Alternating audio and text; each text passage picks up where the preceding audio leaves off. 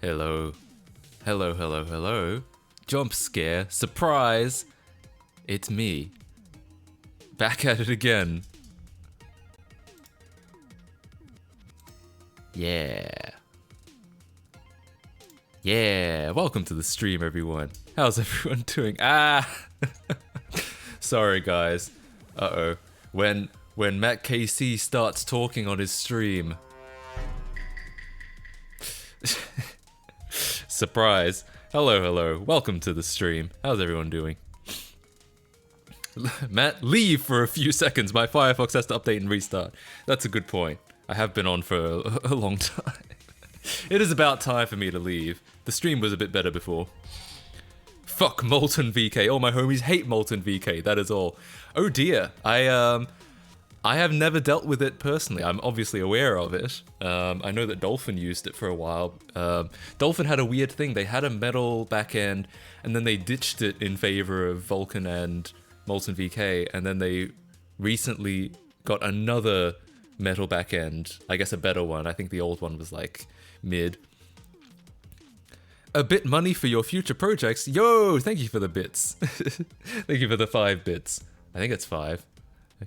Is it 6 and I can't count? I think it's 5. Yeah, it's 5. Great. Excellent. I can count. Wow.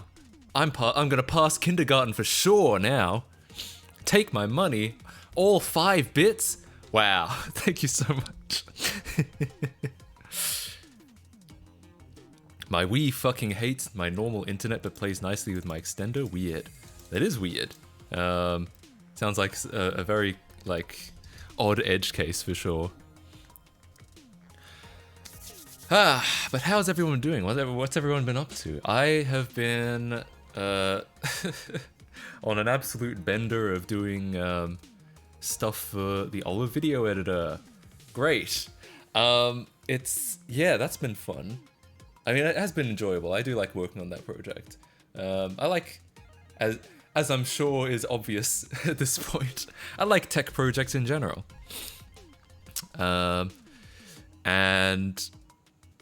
been spending a lot of time on that. I've also been spending time on an upcoming video. In fact, it's kind of an addition to it's a channel update plus setup tour video. The setup tour has actually already been posted on Patreon, and I'm rolling in a channel update with it to kind of explain what I want to do this year and in with the future of my channel. No spoilers, but it'll be out soon, within the next day or two, I think, for sure. My brain is thinking about dubs. Not 4chan dubs, I assume. Non-English dubs because they're more interesting to me. Interesting. As in anime dubs, but not in English, or just dubs in general?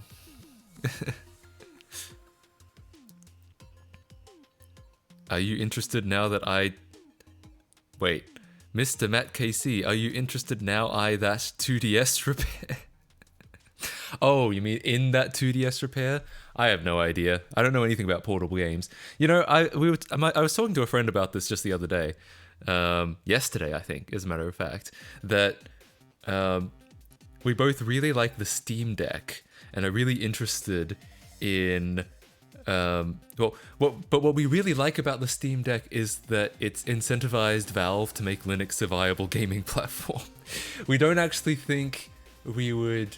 We're not enough of a portable gamer to actually buy a Steam Deck ourselves, but we both were like, man, I want to buy one just to like support the fact that this is like single-handedly making Linux a viable gaming platform. So we both think it's a really cool device, but I don't know if we'd actually buy it. But we feel like we should, just because we think it's a good thing to have in the world. Does TTS for subs work? It should, yeah. But the point is, that's a long way of saying, I've never been much of a portable gamer. I've told this story a number of times because a number of people have asked me over the years about portable games. But honestly, I remember when I was a kid, I begged my mother for a Game Boy Advance because I'd played Pokemon Blue and I had Pokemon Crystal at the time. Nowadays, these are really valuable games, but that's at the time they felt they were kind of old, and it was like I wanted to play Gen 3 with like all my friends with Game Boy Advances, but we couldn't afford that, so I kind of just fell off portable gaming after that. Game Boy Color, and then nothing. Never had a PSP, never had a Vita, never had a 2DS, 3DS, never had a regular DS, never had a new 3DS, never had anything. It all fell off after that.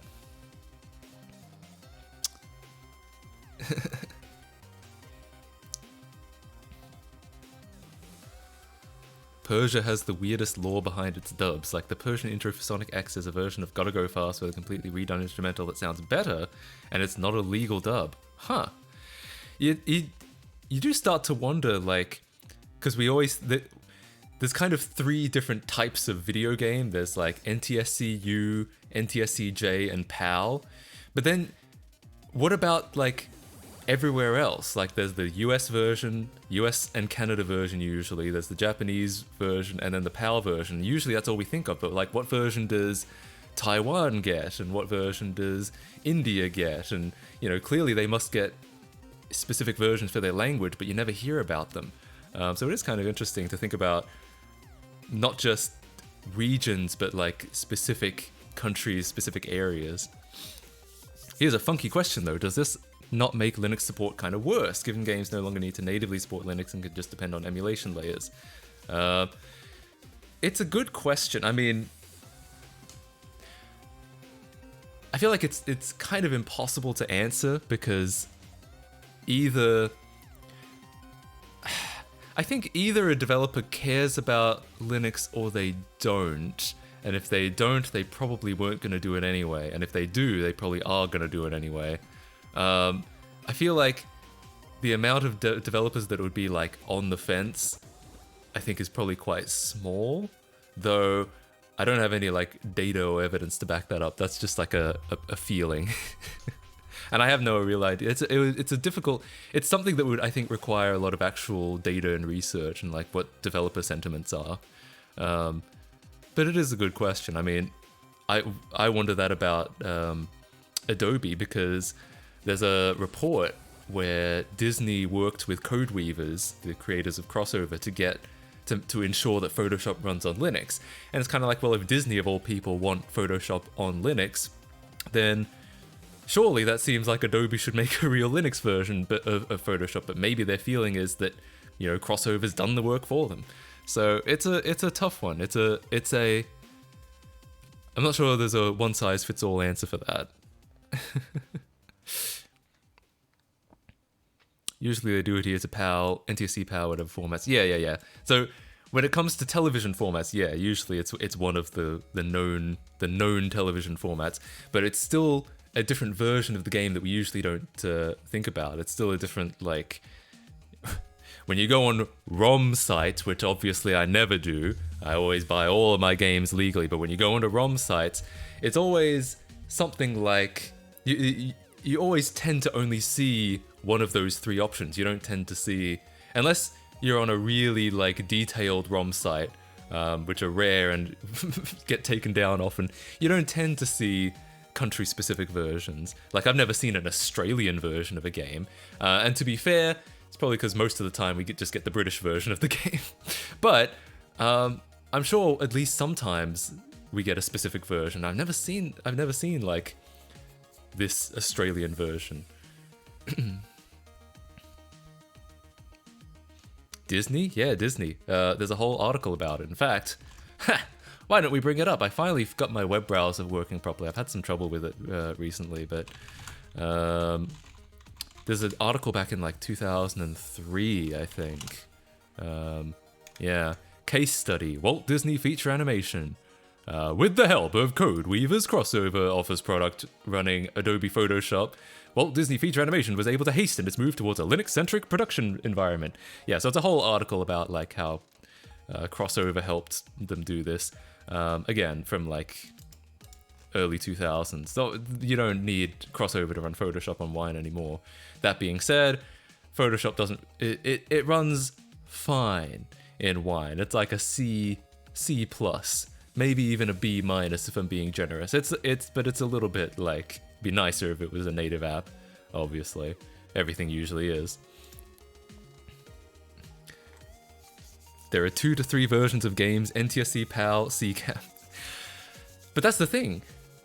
There are obviously more than that, because NTSC usually, even though NTSC, the television standard, well, in fact, I actually think there might be some differences between the Japanese version of NTSC, the television standard. But obviously, when we think, I'm just saying, like, usually we focus on the 3 countries in the world, NTSCU, NTSCJ, and PAL, but clearly there are more versions, and clearly they have to make versions for other countries that we never hear about. Wine is not an emulator. Cool. Thanks for letting me know. Appreciate it. Everyone says, ugh, you play Funky Kong, but you only play him for his stats, and I'm over here liking him because he's Funky Kong, why wouldn't I? Yeah, I mean, rip. Often you'll just have all of the language options packed into the same disc. Sometimes, like, oftentimes I find that you'll get a US release and it'll be in English and Spanish, but then obviously Canada needs a release that's English and French, and usually the US version doesn't have a French language option. So it's not generally as simple as that's kind of my point, that it's not just we tend to assume there are only 3 versions of every game, but then in almost all circumstances there must be more than that. Even just for the language, right? Linux just never seems to get stable APIs. It's completely insane. Yeah, sure. I mean, I get it. Linux is hard to support because it's like a DIY OS in many cases. People choose all kinds of different distros, all kinds of different desktop environments. There's now 2 different... I don't even remember what they're called, but there's like X11 and Wayland, and you have to support both of them, or at least people complain if you don't. So yeah, it's hard. I get it, but at the same time, I'm not happy about it.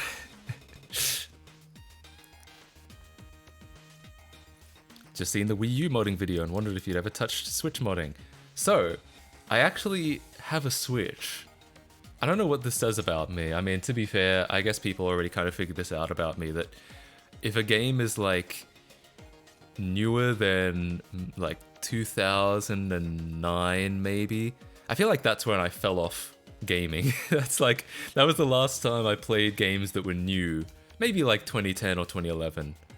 Sometime around there, when it was, I guess this probably happens to a lot of people. It was whenever school became harder, and I had to focus on doing school and then getting a job and then doing work over gaming, which probably I'd say that's probably like sometime between 16 and 17, so around 2012.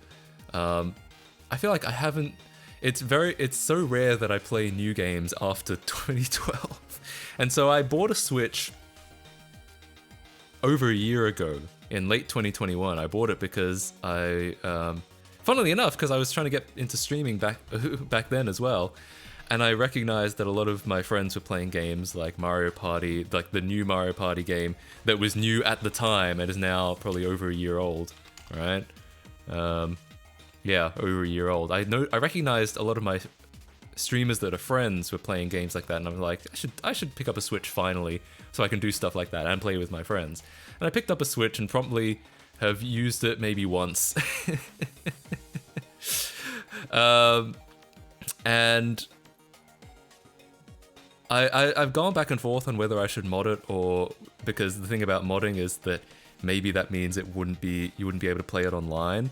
But I've also heard that nowadays there are pretty good safeguards for that. Like you can essentially dual boot your Switch into a version of the NAND that's like, or a partition, I suppose you might say, that's like modded and cut off from the internet, and then a partition that's fine and not modded and, you know, won't get you banned, and it's relatively foolproof now, so maybe it's not such a big deal. But I went back and forth on that for a while, and because it's been sitting around for a year and I haven't played online with it, I was just like, maybe I will just mod it. So maybe I'll do that on stream. If you bought it retail, you can't do shit with it. No, I didn't. I bought it. No, I actually bought it secondhand and checked the serial number to make sure I could mod it. So it is definitely a moddable console. Because that's the kind of thing, that's how I buy consoles. I actually do, like, I make sure that if I'm gonna buy a console, it's, I'm like, should make sure this is moddable, right? I want this to be moddable. I don't even know if I'm gonna mod it. I might just want to play online with my friends, but should make sure it's moddable. So yeah, it's moddable. I know for a fact. I even tested it. I did that, there's like a test payload you can send to the Switch and it'll be like, if you're seeing this, it's moddable. Great. And so yeah, I know it's moddable. But that being said, I have not done it yet. I've turned it on a couple times, such as to test whether it can be modded or not. And otherwise, I haven't. I don't even tell people that I have it because I haven't done anything with it because I barely use it. I should start using it though. I came with a copy of Mario Odyssey, and I want to play Mario Odyssey, and I played through Galaxy 1 and 2 last year in anticipation of playing Odyssey, and then I never actually played Odyssey. The rule stands that like I just don't play games after about 2012. To be fair, online on Switch is Mario Kart, and yeah, I mean when I picked it up, it's because I saw my friends saying playing Mario Party Superstars, and that looked like fun. But then again, I don't know if do people still play it? I assume people must still play it, right? I have no idea. I have no idea what's going on. Yeah, Switch modding only works for models from 2017. Yeah. It's I went through eBay auctions and I was like, I looked at the serial number and I was like, okay, that's it. Type it. Like, they don't type that stuff out usually. So I looked at it, the photo, blurry photo of the back, typed in the serial number into like some website that verified it, and it was like, yep, should be moddable. And I was like, cool. But yeah. Whenever I had a model Switch, I literally shoved a damn screwdriver in it to short out the pins needed, and it works. That was my preferred way. I kept losing my paper clips. Yeah, I used a tiny bit of like tinfoil to demonstrate that it works, and it does work. But then I never actually did the modding because, like I said, I was debating whether I should even do it at all. But now now that it's been sitting around for like a year and I haven't played it online once, I'm like, should probably just mod it. And I did think about maybe I'll do it on stream. So yeah, maybe upcoming Switch modding stream. I bought a jig from AliExpress for like $2. I mean, that's probably the safest way to do it. The thing is, because it's like spooky, right? Because you have to cover 2 pins on the controller, but if you cover 3 pins, I think it's like game over, because there's the 2 of the pins are like the home button, because that's the button that you have to press, I think. But then the pin like immediately next to it is like some power supply pin or something, where if you bridge all 3, it like fucks the whole thing up. The other pins are 5. Don't do it on Twitch, you'll get beamed probably. You think so? I don't know about that. A Switch modding stream would be nice if it were done on YouTube. Is that a real thing? Do people not like that on Twitch?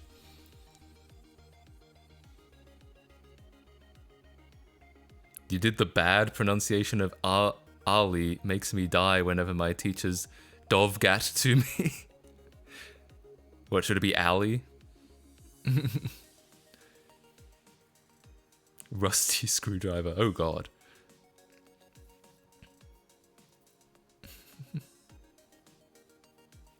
Is it TOS? I can imagine Nintendo might not be happy, but is it actually TOS? Why would it be no different than a Wii modding stream or something? I have done I did a Dreamcast modding thing on Twitch just the other day. I don't know what you're saying yes to. Oh, to me saying Ali instead of Ali? I don't know, when I grew up, I knew people whose name was Ali, and their name was Ali, and that's how they introduced themselves. I know that sounds like what people say when they're from New Jersey and they're like, yeah, I've met people named Mario. I don't know why you keep. I'm not gonna start calling him Mario. I know people named Mario. I know that's what I'm saying, but I'm justified here. Just act like you're working at a Nintendo factory. Yeah, true. Here I am at the Chinese factory in I don't know where they manufacture the Switch, but yeah, I'm just making one. No problem. What are you talking about? What are you talking about? How are we today? Doing pretty well. I think I'm a little more tired than usual because I think I was up a little bit late yesterday, which is not a good idea. Honestly, isn't like sleep deprivation used as a form of torture in some countries? It's not good. Probably shouldn't do it. That's why we're just kind of hanging out and playing some GeoGuessr later. Otherwise, I would, if I had a little bit more energy, I'd have a little bit more planned. But oops, sorry, sorry guys. Hope you're all right with just a chill chatting stream.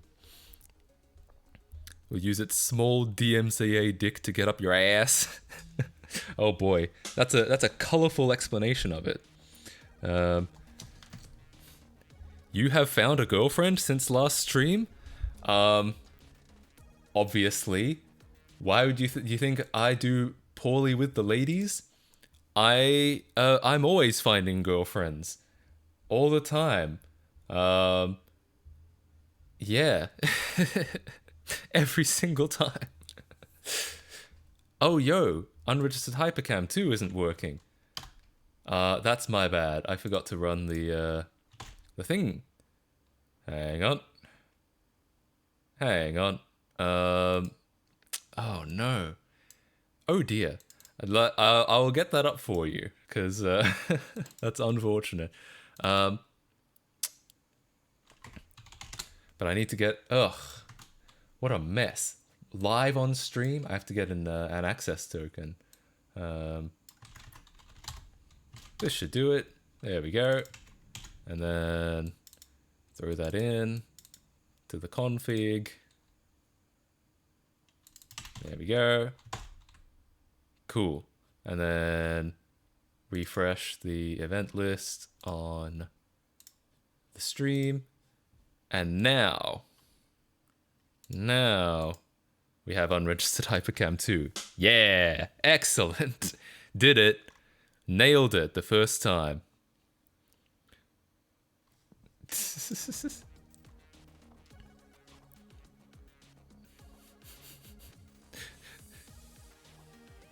In fact, I have many girlfriends. Many girlfriends. So many girlfriends. I lose track. Gosh.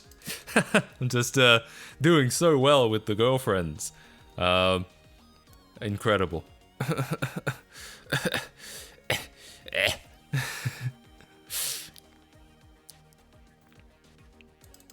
Bro pulled out the Aussie in him. Gosh, you must have scrolled back a bit for that. I thought I said that like... Oh, that's what my stream... That's what the bot says when it joins. That's the bot, like... Whatever, the message that it shows to tell me that it has joined the chat correctly. It says "G'day, mates," and currently it's connected to my account instead of the bot account. I should set that up at some point. When I've had more sleep, I'll figure that out. I broke up with mine. Damn, that sucks. Is Matt Casey Australian? No. I'm looking at my soundboard trying to come up with something to say. Hang on. Is it true Matt Casey might have been born in Australia? I don't know about that. You guys had girlfriends? Fuck girlfriends. Matt KC streams better. That's what I'm saying.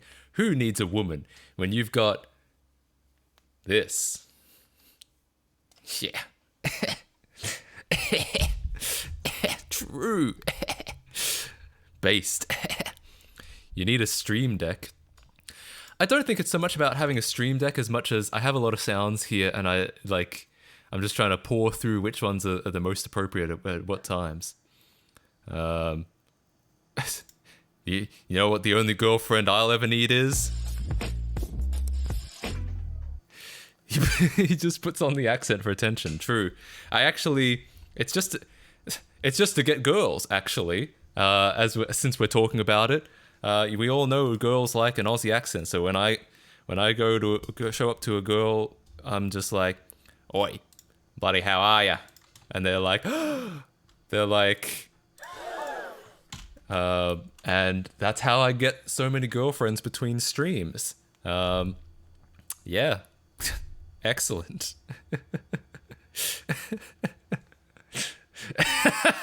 My girlfriend is literally watching the stream with me. She gave me the harshest glare on the planet.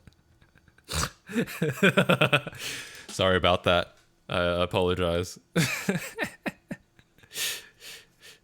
BillGates.sex. It's true. It's true. If your girlfriend is concerned about that, just send her to BillGates.sex. That's a... How could anyone have a problem with that? Do you have an update on BillGates.sex? Not yet. Not yet. I hope to one day. I'll let you know. Let me think. There is that meme. What was it? It was the Bachelor, I think. Not The Bachelor Australia. Yeah, here we go. God, here we go. React content on on Twitch.tv. You can't get away with this on YouTube. Colton, what's your name? Bree. Bree. So nice to meet you. Nice to meet you. You got a nice So accent. nice to meet Where are you you. from? The accent is Australian. I was hoping that you're kind of a sucker for accents. I Didn't know am. what you think about it. I love it. I'll see you inside, all right? Okay, All sounds right, good. I'm not really Australian, but you have to do what you can to stand out. Me, IRL.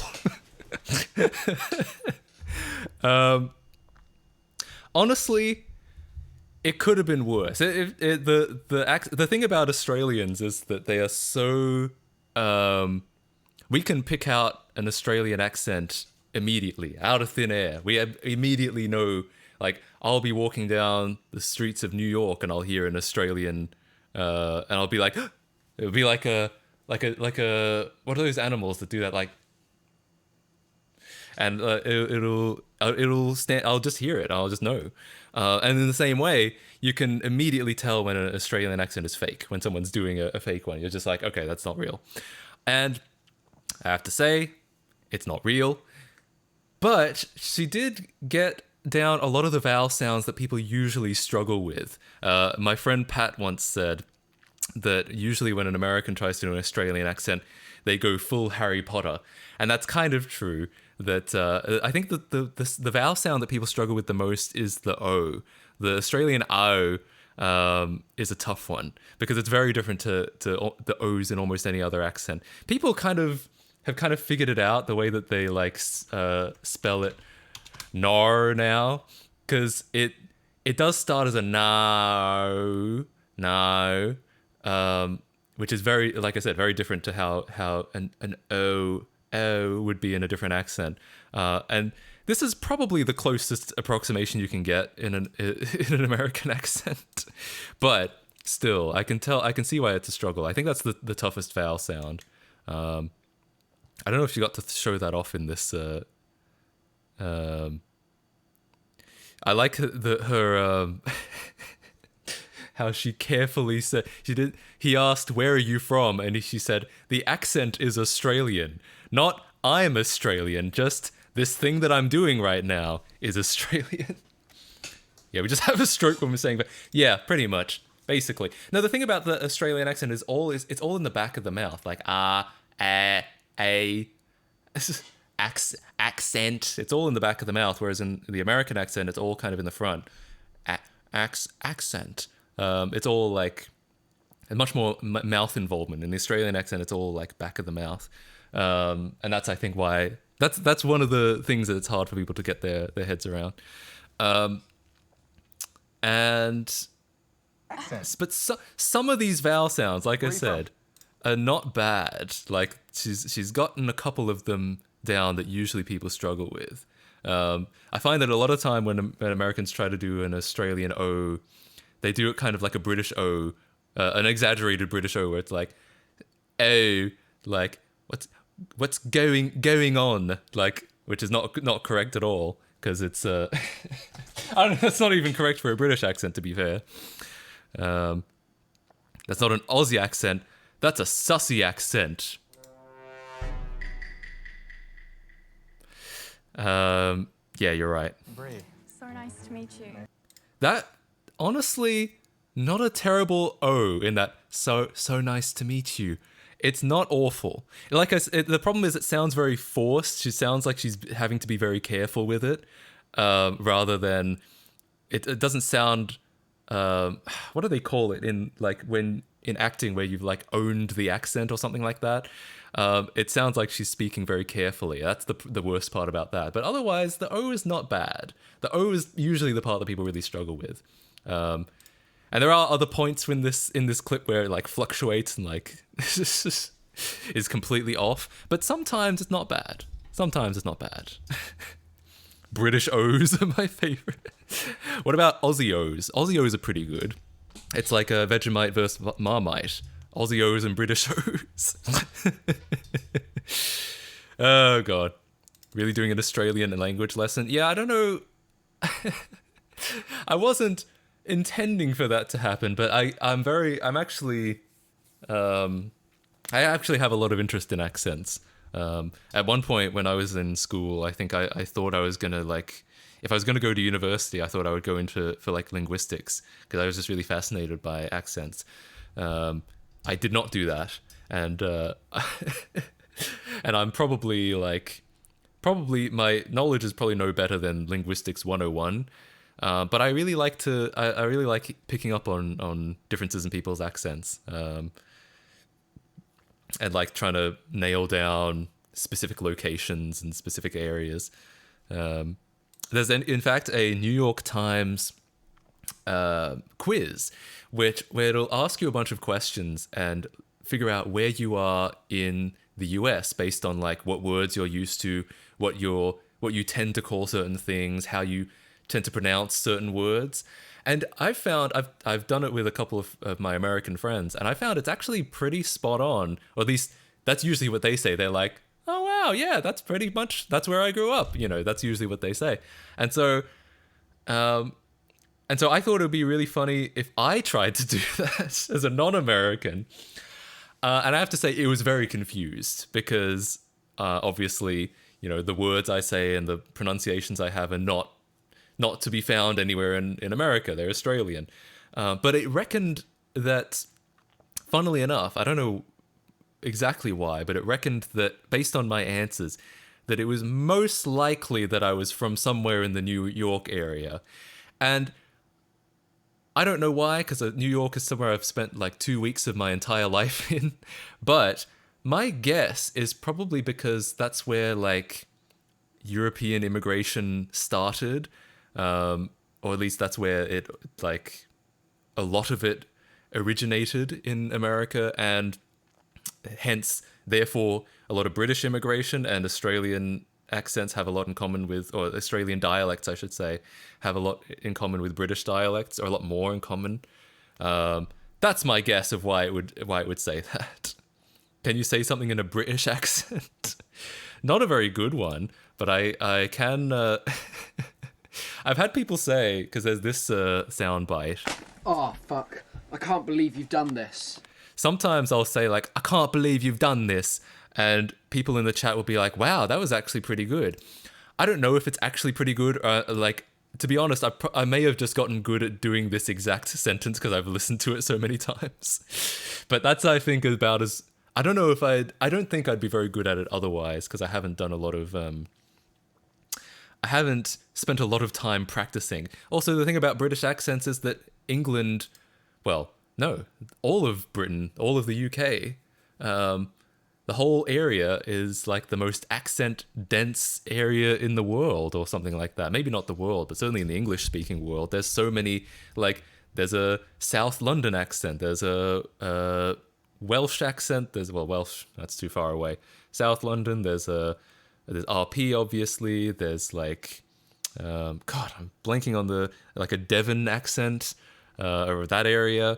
So that's another problem, is that, trying to do a specific trying to do a good English accent would be to try and pick a specific one, of which there are many. So it's tough. Sorry, Matt, it's terrible. Thanks, buddy. I mean, like I said, I never proclaimed to be good at one. I only proclaimed that I in some situations when I try really hard, I might be able to replicate this one sentence that I've heard a lot of times. Dr. Jeff Lindsay is a linguistics YouTuber who's pretty chill. Check him out. Cool. Let me look that up. Yeah, I see. Yeah, maybe I will. According to all known laws of aviation... Oh, yeah, it's the fucking B-movie script. Thanks for highlighting that. I appreciate it. Hey, Matt, fan of the YouTube channel. I'm a fellow Matt also. You know what that means. That means we must fight to the death. There can be only one Matt. Which is not true, obviously. I remember it was actually a big meme in school. I was in classes, especially my maths class, where I was one of... I think it was 6 Matts in class. Tingle said exactly what I said. I think there was 6.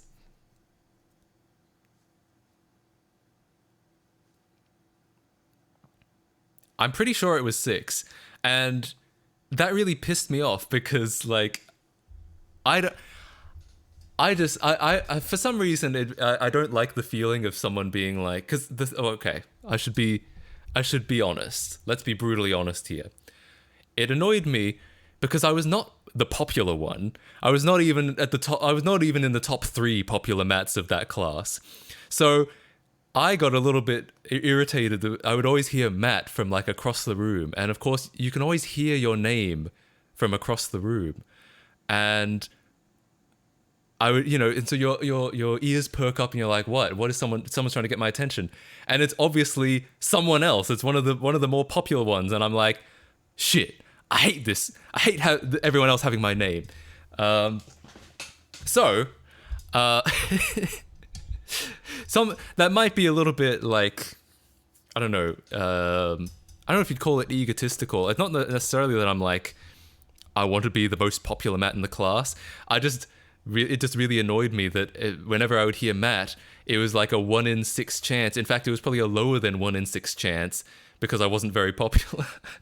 It would be a less than 1 in 6 chance that any one Matt heard in the class would be referring to me. So, yeah, it annoyed me a little bit in school that everyone had the same name. Thankfully, life isn't like that as an adult, and people can have the same name as me, and it's chill. It's perfectly good, perfectly fine.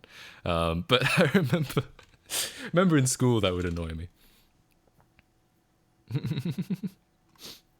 Playing CTGPR? No, we are only playing GeoGuessr today. This year I was one of 3 Matts in the same class. Damn. Yeah, pretty much. I don't think I was ever in a class where there were less than 2. I don't think I was ever in a class where I was the only one. Except for, actually, there were like IT classes I was in where it was like less than 10 students. I might have been the only Matt in those. But in like the general classes like math or English or religion, because I went to a Catholic school, I don't think I was ever the only Matt. And usually the other Matt was more popular because I was a nerd. I was a shy, quiet boy in school.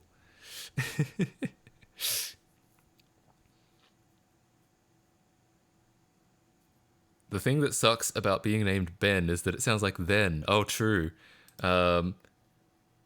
Yeah, that's unfortunate. If it sounds like a common word, What's even worse is that in Australia we got some New Zealand television shows. And I remember there was some show, I don't remember what it was called, but I remember there was a show where the main character's name was Ben. But in the New Zealand accent, that sounds a little bit more like bin. Hey, bin. But in Australian accent, it sounds like bin, like they're calling him a bin. And I thought that was really unfortunate. Everyone's just calling him a trash can. Honestly, relatable. Would you think 5 other Matts is better than one other clearly more popular Matt? Good question. What's worse? 5 slightly more popular Matts or 1 much more popular Matt? Trying to think. I feel like 5 is worse because like when it comes to the teacher like calling out Matt, because the teacher should be relatively like egalitarian, like that she won't be calling out the more popular one just for shits and giggles. But so I feel like from that perspective it should be 50-50 from like the teacher calling you out or calling on you, I should say. But I think I'm going to go with 5 is worse than 1. I don't know. Matt Casey is the number 2 most popular Matt. Yeah, always. Weren't you briefly popular because you're elite hacker? Yeah. Popular in the sense that popular amongst nerdy people and with a little bit of outreach to like other people, but usually only in the context of the laptop situation. I still wasn't like, it's not like I was going to parties based on the 8-1 fiasco.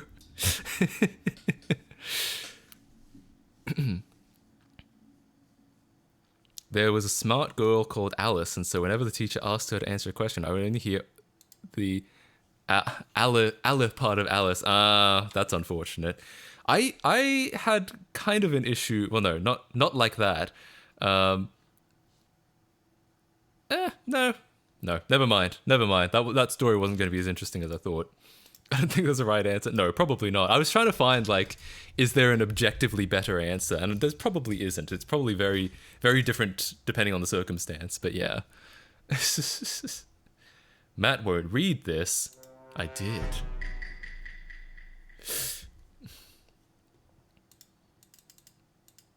Oh god, are you just Pepsi Man? Are you just copying shit from the YouTube wiki about me?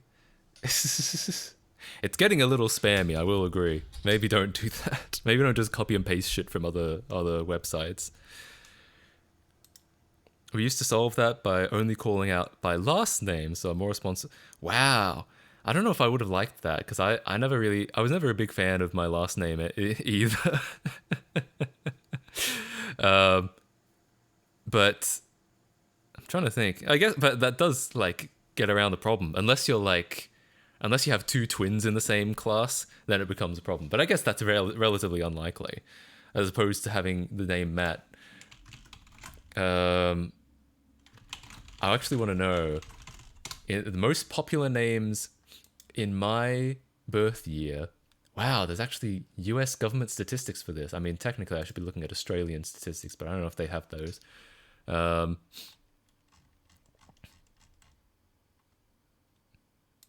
apparently if I was born in Connecticut or Delaware, I'd be pretty likely. I'd be almost as likely as having the name Michael. No, I actually want to know in Australia. Matthew and Emma. I don't know why I'm being paired with Emma. Oh, maybe it's just it's male and female, right? I see. So I was just as likely to be called Matt as. Oh, it breaks it down by state as well. I wasn't born in Victoria. Well, I wasn't born in either of these, but or whatever. It's close enough. Apparently, in New South Wales, I was most like.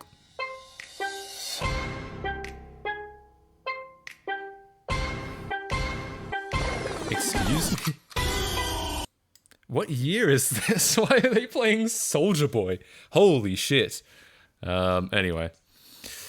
Yeah, apparently I was just as likely to be called Matt as I was likely to be called Emma in New South Wales or Jessica in Victoria. Turn it up. Yo! My favorite song from 2008. Holy shit.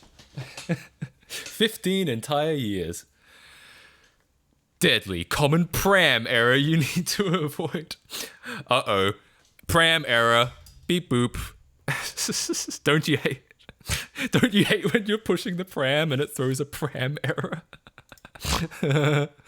Common and deadly pram mistake Aussies are making. Uh-oh. What is it? Mostly, obviously, like any online article today, they pad the fuck out of it. They put as many words as possible in it before they actually get to the point, because they're trying to show you as many ads as possible. They're trying to make you scroll through as much as possible. So, let's see. Let's see if we can skip through and find the actual point of this article. Common practice of covering a stroller with a dry material actually increases the temperature. Beep boop. Temperature. Overheating. Pram error. Beep boop. Probably written by ChatGPT now. Yeah, I'm pretty sure you could genuinely do that. Like, just set up a whole website that's entirely ChatGPT generated. Because that's all you need. You just need a lot of words and a lot of ads. And it's an article. It's an online article. And a lot of people wouldn't even notice. They'd just be like, yeah, okay, fair enough. As long as it has at least a fact in it, then sure. Popular baby. What? It's all about babies. What? Oh, because it's a baby names. Right. It thinks I'm having a baby. I get it. Okay, fair enough. Nappy rash cream recalled due to adverse reactions. Yeah, people, the babies were like, cringe. And that's, they had negative reactions on their Twitch React streams. That's why. Well, whatever. Great at bloating messages. I got a solid 25 paragraphs. Oh my God. Yeah, it wouldn't surprise me. It's so cheap as well, to generate ChatGPT pages. 4-year-old falls from apartment balcony. Oh, actually, that might be might be violent. Maybe I shouldn't click on that. Never mind. I thought it was going to be more fluff, but then I read the article name and I assumed it was going to be more fluff, and then I processed what it was. I was like, oh shit, it's actually not very good. Why don't you have ad blocker on? Because it's so much more fun to see ads and make fun of them. No, it's because I generally, as someone who makes income off ad revenue, I feel like it would be a little bit hypocritical and a little bit, what would you call it? Not disingenuous, but maybe hypocritical is a good enough word to say ads for me, but not for thee, you know?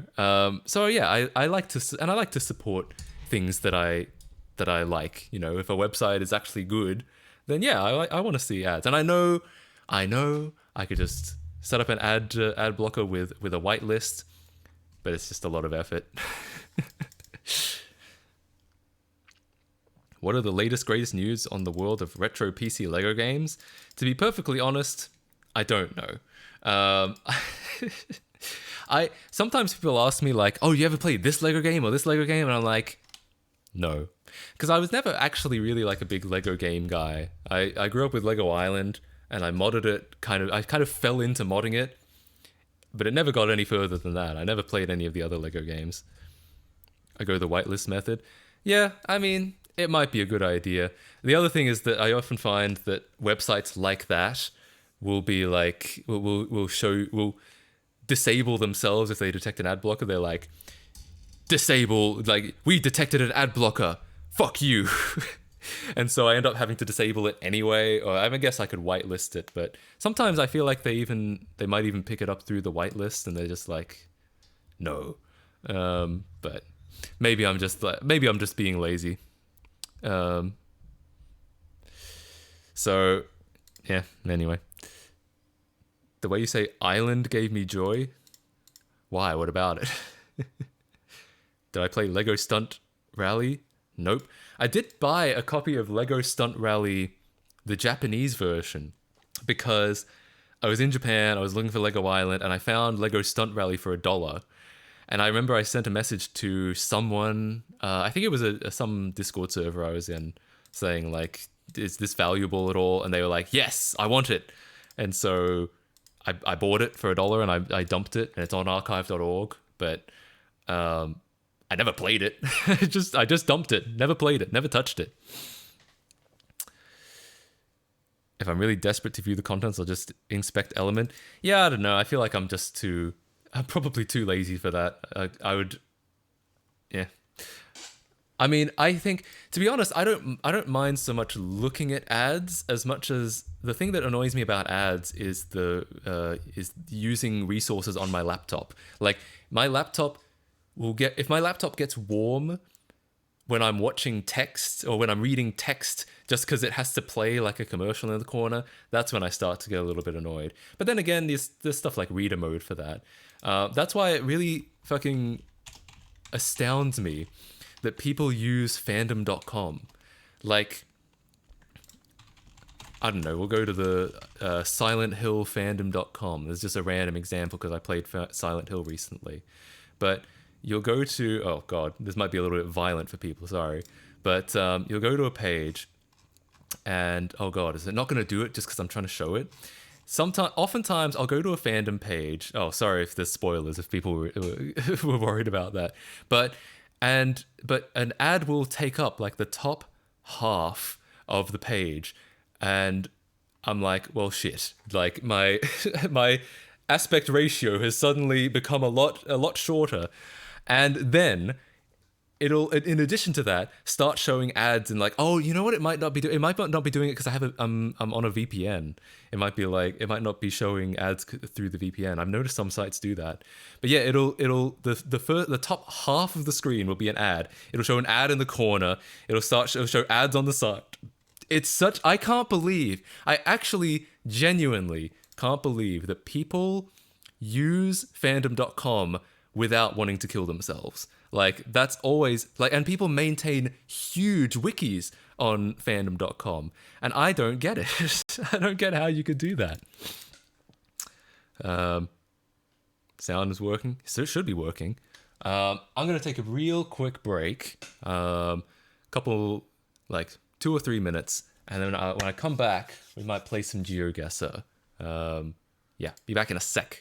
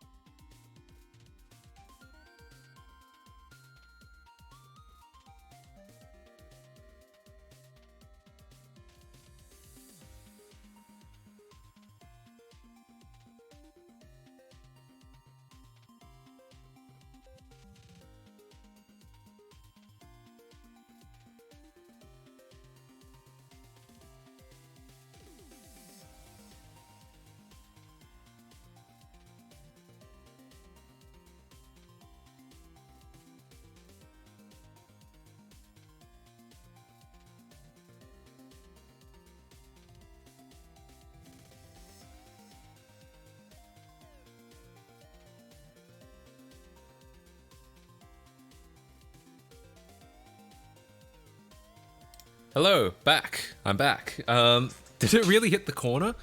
No way.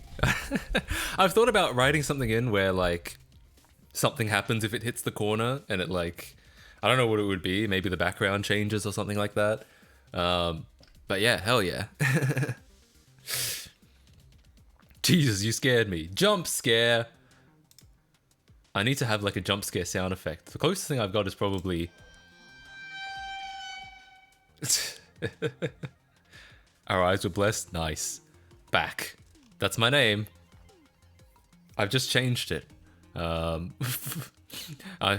Welcome to Back KC. Or would it be back, but spelled B-A-K-C? I guess either work, right? Also, someone said, I missed this. Someone said, gosh, I left the stream a couple minutes ago because I was wondering why I didn't get any sound. And it was because I played the stream on my mum's meditation headphones, and that was during the part when someone said Bill Gates.sex, so I don't know what she heard. When mom hears you say his Bill Gates.sex through the headphones. Actually, that might be more like...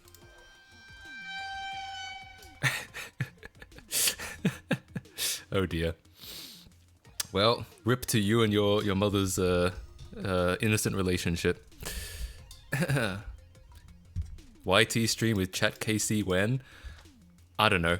I mean, the thing is, I don't just switch platforms for shits and giggles. I don't just switch platforms for fun. They're like, I'm actually trying to evaluate these things. And currently, I'm feeling relatively happy on Twitch.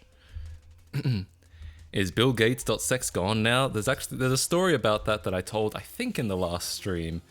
It hasn't turned into a YouTube clip yet, but maybe one day it will, and then then I can explain better what happened. You play the Half-Life 2 streamer noise, or screamer noise, streamer noise. I don't know, because I'm not trying to jump scare people. I just have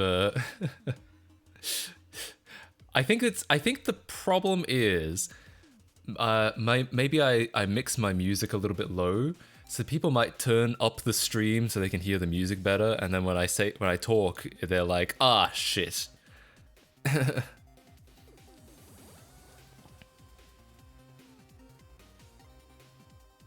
Last stream, all I remember is he modified it to work on the Dreamcast. No, there was a stream in between that. I guess to summarize, it won't be as funny as when I when I just discovered.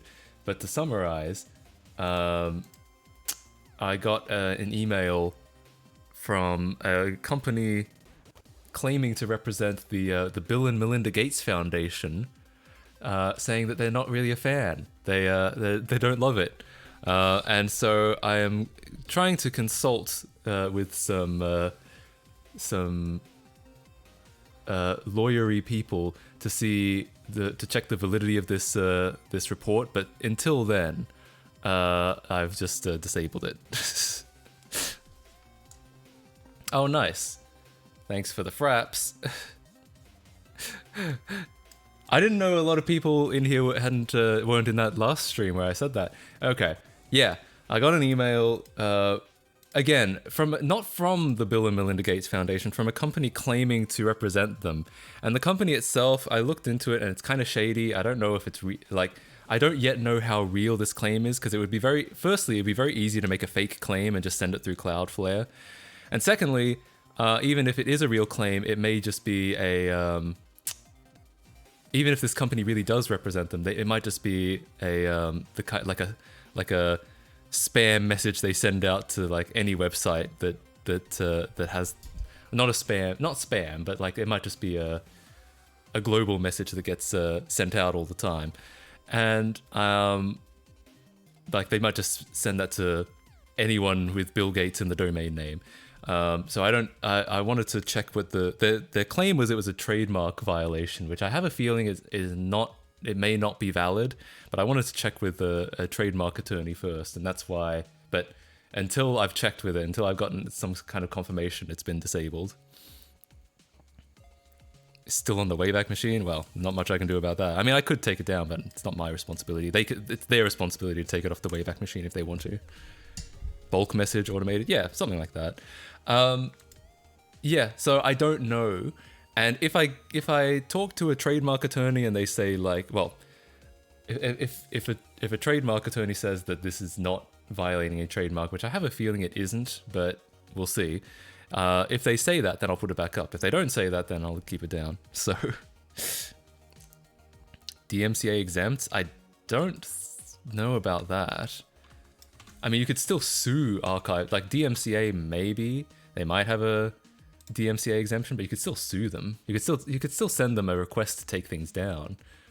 Here we go. There is something about this.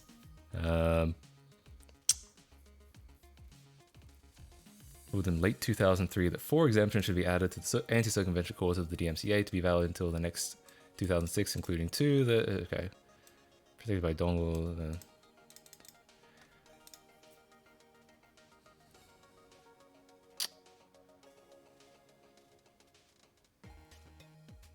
Huh.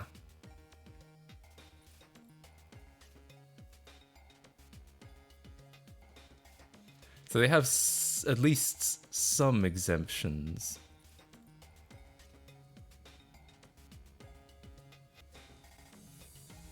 Yeah. Still, like I said, you can still sue them. Like the DMCA does not mean that copyright does not apply to them. DMCA is just a specific mechanism for copyright online. You could still sue them and you could still send them a takedown request. I'm sure it happens all the time.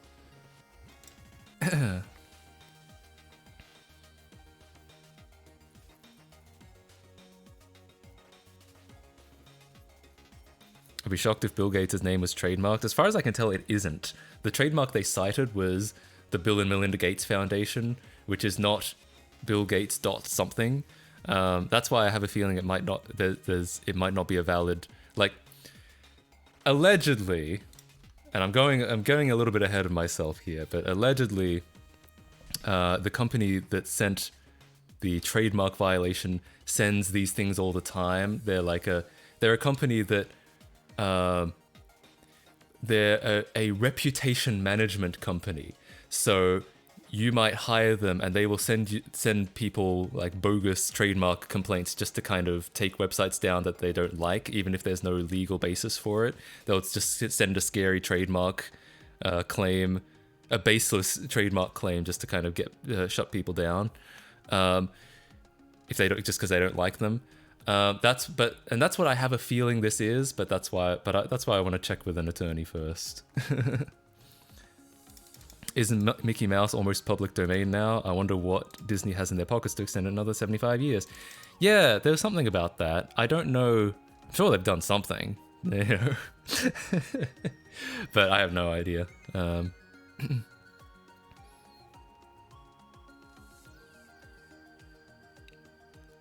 Here's 5 cents. When the next CTGPR thingy? I don't know. Soon. One day. When are you doing it? I don't know. Soon. Maybe maybe next stream it'll be a CTGPR stream.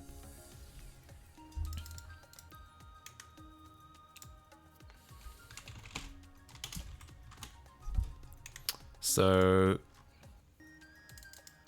I am actually kind of curious about this.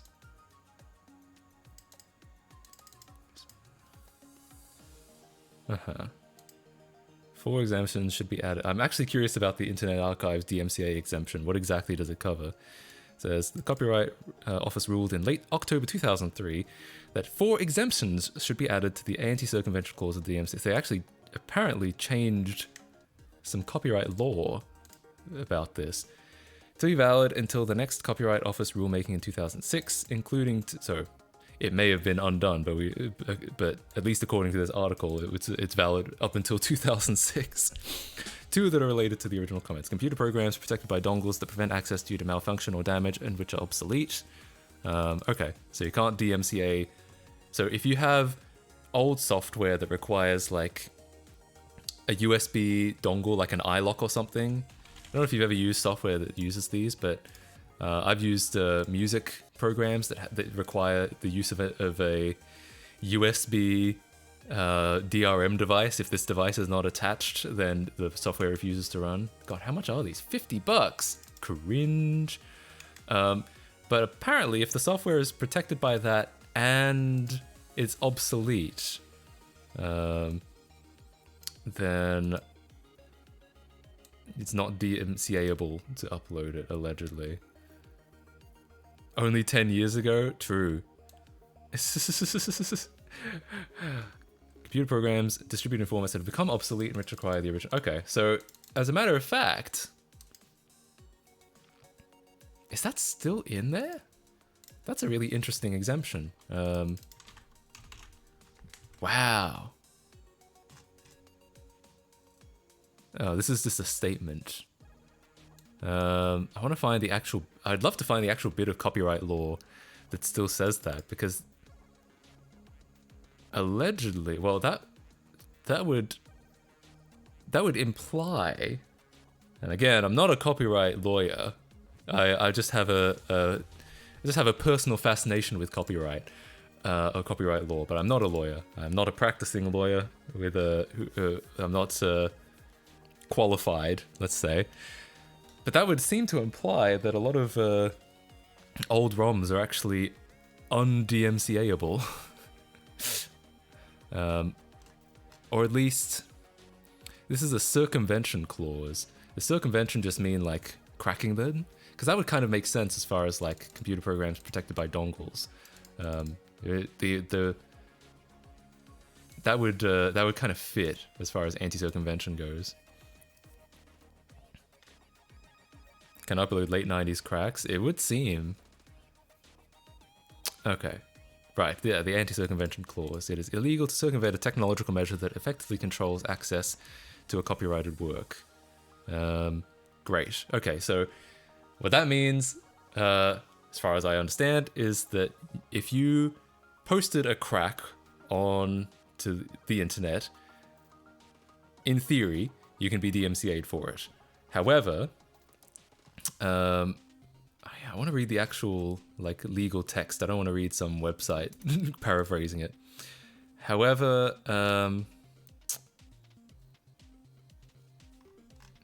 most recent version of this document. Okay. Oh no. Oh no, this might be a lot. This might be a lot to read. I want to read section... Oh. I wanted to read section 17, but... Oh, no? 1201. Oh, this one. PDF. I love PDFs. Title 17, whatever. So, is that still in there? Dongles. Sorry if this is boring. It's probably not the most exciting thing in the world, but I'm just curious if that's true, because that would technically mean a lot of cracks would be like at least not DMCA-able. They could still sue you, right? They could always sue you, but because the thing about DMCA is it's a very specific mechanism. DMCA was introduced in, well, as the name suggests, the early 2000s or late 90s, I should say, around the millennium, because people discovered you could upload a lot of copyrighted shit onto the internet, and and a lot of websites. Well, at that point in time, the only thing you could do was sue the website. So, for example, if someone uploaded a website to YouTube, a film, I don't know, so website to YouTube, if someone uploaded a movie to YouTube, then technically the only legal thing you could do about that is to sue YouTube. I mean, obviously you could politely request that they take the movie down, but legally the only protection you had was to sue YouTube. And then DMCA was introduced as a way to take things down without having to sue YouTube. And the DMCA is a specific mechanism where you issue a takedown request, and they have two choices. Legally, they have two choices. Either take it down immediately, or issue a counterclaim saying claiming that the DMCA, in the initial DMCA, was incorrect, invalid, fraudulent, whatever. And after that counterclaim, then the company will sue YouTube. if the company is like, actually, I think this was valid, I think this counterclaim is incorrect, then that's when you sue YouTube. And in effect, that's kind of why stuff is so easy to take off YouTube, because YouTube doesn't want to get sued. So I've said this in a previous stream, that a lot of people shit on YouTube for things that I think are not necessarily YouTube's fault. And copyright, I think, is one of them. Like, in effect, it's not really... I know that this is annoying as a YouTube creator, but in effect, it's not really worth it to risk getting sued over, you know, some video on YouTube. So that's why they tend to lean on the side of caution. The corporations have more power, so if they get a DMCA, they tend to take it down. You can obviously issue a counterclaim yourself. I've done that in the past. I've issued a counterclaim. Actually, a successful counterclaim, funnily enough. But yeah, it's a tough thing. That's why I recommend, if you're interested, I recommend watching the Tom Scott video, something like YouTube's copyright system isn't broken, the world's is, because that kind of goes into all of that. But yeah, basically, yeah, especially for, like, again, it sucks to say, and it sucks in general, if you're a small creator, but from YouTube's perspective, if you're a small creator and you don't make a lot of money for them and you get a DMCA, it's just not really worth their time to get sued over your video. So I kind of get it from YouTube's perspective. Again, I know why it sucks as a creator, but I feel like people shit on YouTube for that when it's kind of, you know, they're in a really tough spot. So anyway, so that's why the DMCA exists. It's a mechanism for companies to take things off the internet without having to sue the other company. And in some ways, that's kind of what happened in the Take-Two situation, the famous GTA decomp. Because initially, they just issued a DMCA to take the repositories down. But it was only after the original repository people filed a counterclaim that Take-Two then sued them. And technically, that is correct. That is the correct way to, like, legally, that is the process. Issue DMCA, receive counterclaim, sue them. I think it's I mean, the problem with the Take-Two situation, what's tough about it is that in many cases, they are legally probably within their rights to sue over it. What the courts are going to have to figure out is whether there are, in fact, protections in place for doing what the decomp team did, because, you know, unarguably it is their copyrighted work, and the decomp is a derivative of that copyrighted work, and derivatives are not free of copyright. So in some ways I would call it a bit of a dick move, but legally they are within their rights to sue them. However, the court may decide that that the decomp was fair use. They've done that in the past. Initially, I was a little skeptical because fair use is usually for things like making reviews or journalism or education or parody.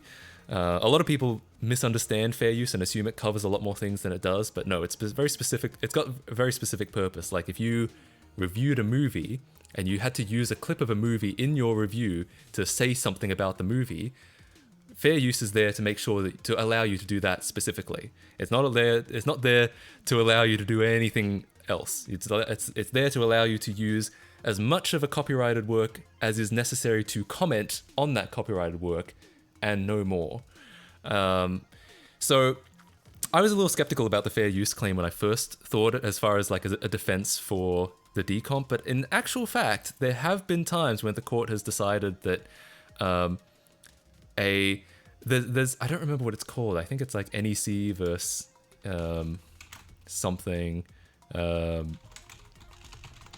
And what the court found was that, yeah, it's NEC versus Intel. And what the court found was that the reverse engineering was not fair use. It was because they looked at, they basically copied the code directly.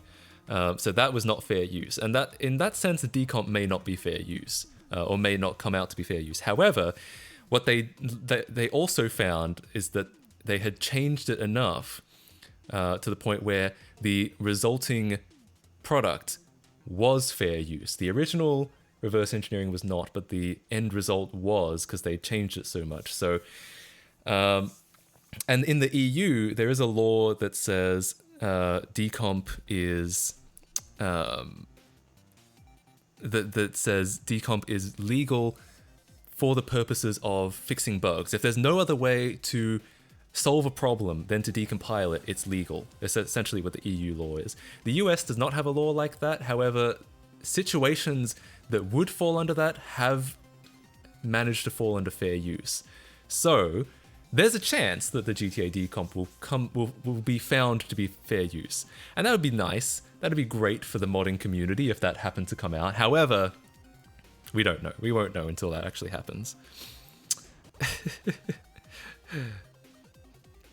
YouTube don't like fair use. Again, I feel like it's not so much a YouTube problem as much as a it's not worth getting sued over a video. You know, the majority of YouTube videos have a very small amount of views and make them no money. So it's just, I feel like they're in a very clearly tough spot. And also, like I said, a lot of people I think misunderstand fair use. They'll you see it all the time. People upload, you know, clips of a movie, or they'll upload entire song albums, and they'll be like, fair use, when it is very clearly not. They'll be like, this is fair use, and it isn't. So it's a tough spot. I think YouTube is in. I mean, I have a lot of criticisms of YouTube. I think they deserve that. There are a lot of criticisms that they deserve. The copyright stuff, I would say, generally is not their fault, though. That's just kind of that's a really tough situation that they've been put in, just because the laws are old. The laws aren't really designed for the digital world we live in. The fair use was a law that was made in 1976, so it doesn't factor in things like that. Anyway, so. That's my long discussion on copyright. Is everyone still here? Everyone's still enjoying the stream? How's everyone doing out there? Hello? Still there? Let's go ahead. How would you guys feel about some GeoGuessr? Is reaction content fair use? Generally, yes. It depends on how much. So again, the purpose of fair use is to provide, so if you are reviewing a movie and you say, apparently I'm not logged in. That's pretty cringe. I'll have to log in off camera. The purpose of a fair use is that if you review a movie and you have to show a clip of the movie to get your point across, fair use is a legal defense that allows you to do that. Basically, it allows you to use a clip to comment on it. However, there's an interesting case. I'll actually bring this up if people are actually interested. However, it must be to make a comment on the product. It cannot. One of the things is that it cannot serve as a quote-unquote market replacement. So if people can get kind of the same thing from watching your reaction as watching the original, then that makes it less likely to fall under fair use, because you're providing a market replacement for the original product. That's not what fair use is designed to protect. There's an interesting example where a Weird Al song called this one. I'll show this. This one is a Weird Al song on Smells Like Teen Spirit, you know. And here...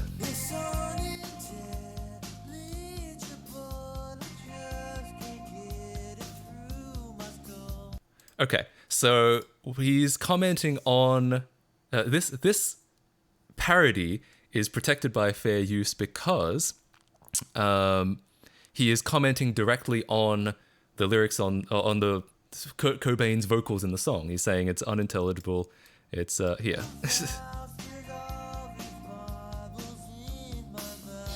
So he's specifically using parody to criticize the original song. So this is protected under fair use. However, a song like Eat It, which is just Beat It, but he's talking about food, is arguably not protected under fair use because he's not using this to comment on the original song. It's just a joke made with the same instrumental and melodies and etc. etc. Now, that doesn't mean, this is illegal. He can get licensing, he can get, permission to do these sorts of things. But, and he, Weird Al tries to, whenever possible, I think he makes it a rule to try and get, the blessings of the original artists. However, from a fair use perspective, one of these is fair use and one of these is not. And I think that's a lot of nuances like that are things that people don't really pick up on. Fair use is designed to protect very specific things. It's not designed to let you kind of do anything. Anyway, I was going to log into into GeoGuessr, and I don't remember how I logged in. I think at one point I logged in with my Facebook account, which is very cringe. But then I might have changed the password. I think I changed the password, so it just became a regular account, but I don't know what that password is. Maybe I'll just click forgot my password. Al hasn't really covered much without permission. Yeah, so, and that's good. That's how you do it. I mean, that's how, legally, that's what you're supposed to do. You're supposed to get permission. But obviously, not everyone is going to want to give you permission to critique their work, and sometimes that it may be important to critique their work despite their lack of permission. So that's why fair use protections exist. Send me your password. Oh, true. Good idea. I'm really surprised I don't have it in my password manager. I swear to God I've done this before. But whatever. Whatever.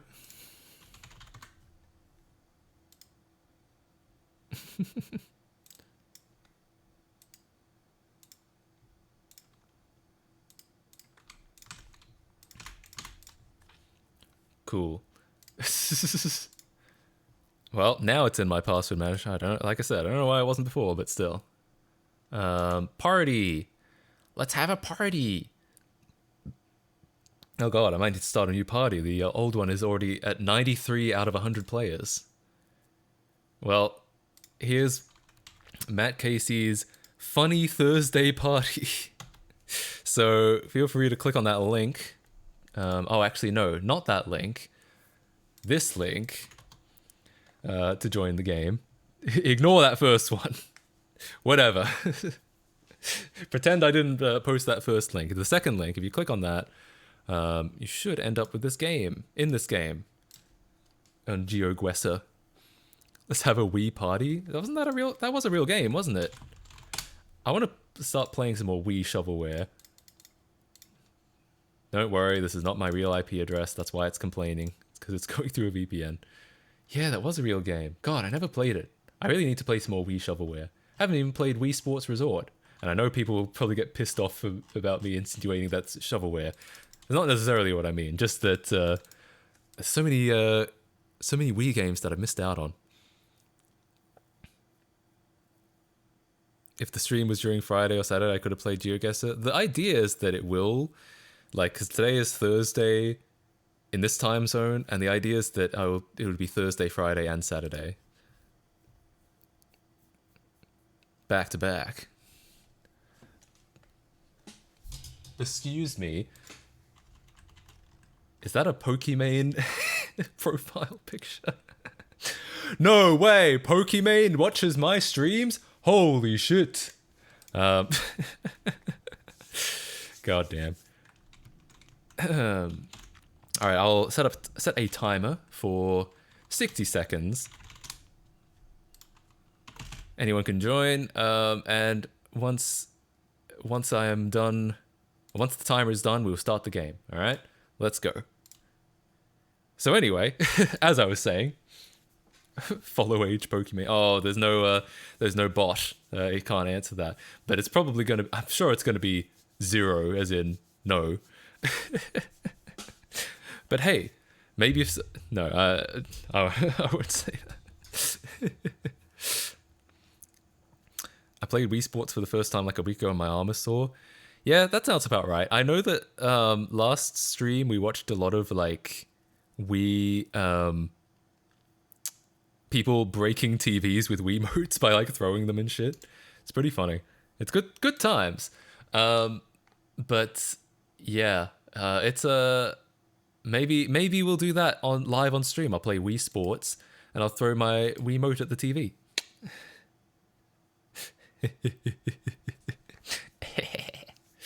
I ain't gonna make it. Why? What's are you having to make a new account? What's the problem? If there's a if there's a problem, I can extend the timer a little bit longer. FaZe Clan DoorDash ad.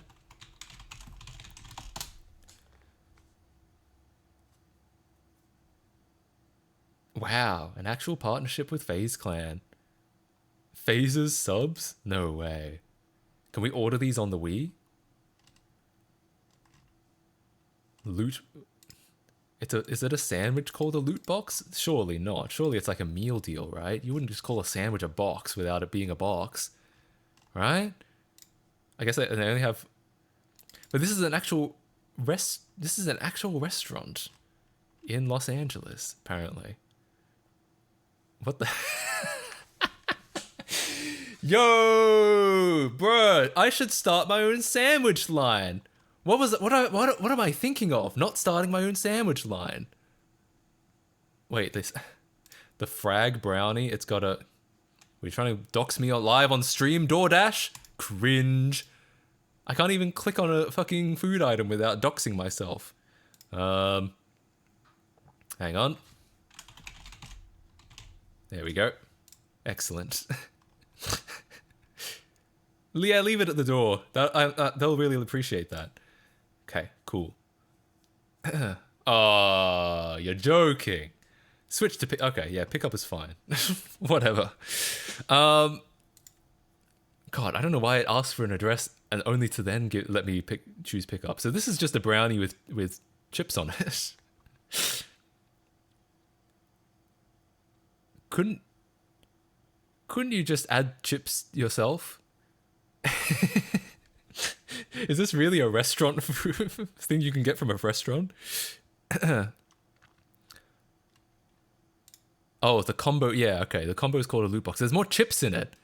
Oh, and there's like, are these like, what do they call them in America? I was gonna say Twisties, but I don't think they call them that here. Oh, they all have chips in them. Doritos in them too.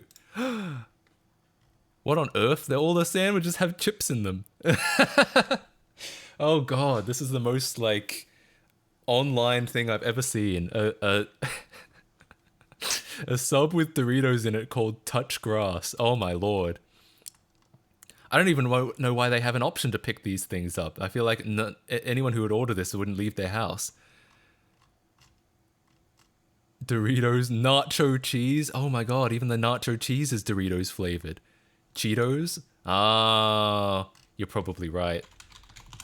They're the flaming hot Cheetos, isn't that what they're called? I don't really love Cheetos, to be honest with you. Yeah, it's flaming hot Cheetos. So they've stuffed some flaming hot Cheetos in these fucking sandwiches. Holy shit! Again, probably the most online thing I've ever seen in my life. A sandwich restaurant where all of the sandwiches have chips in them of some description. And they're called things like Touch Grass, Hot Drop, Overkill. It's all gaming. Oh my god. I don't know whether to be impressed or to, like, cringe. Also, as it turns out, the chips are worth the 6 chips that they sprinkle on top are worth $1, apparently. One whole dollar for those 6 or 7 chips on top. American food, yeah, maybe. All right, anyway, let's get started. Let's guess some geos. Are you guys ready? Doesn't matter if you're not. We've been waiting for minutes already. Let's go. It sounds disgusting. I know people that love putting chips in sandwiches. It's not me. Couldn't be me. But I know people that do. I don't know if I would do that. I think I tried once. Yeah, I did. I tried once. That sign actually, and these trees look a bit Australian actually. Yeah, but I couldn't do it. There's a thing in Britain I know that where you put like hot chips, like fries, French fries in a sandwich. Again, looks pretty Australian. Kilometers per hour and all that. And I thought that the hot chips, the French fries in the sandwich was pretty good. But then I also tried crisps, as in, chips in a bag in a sandwich, and I thought it was only okay. I think mostly my problem was with the texture. Like, it was weird to have something that crunchy in a sandwich. This is definitely Australia. All these signs, like, are very Australian. 100%. I grew up with these signs. I could recognize these. Much like the accent, an Australian can always pick out the accent from a mile away. I can pick up these signs. They look 100% Australian.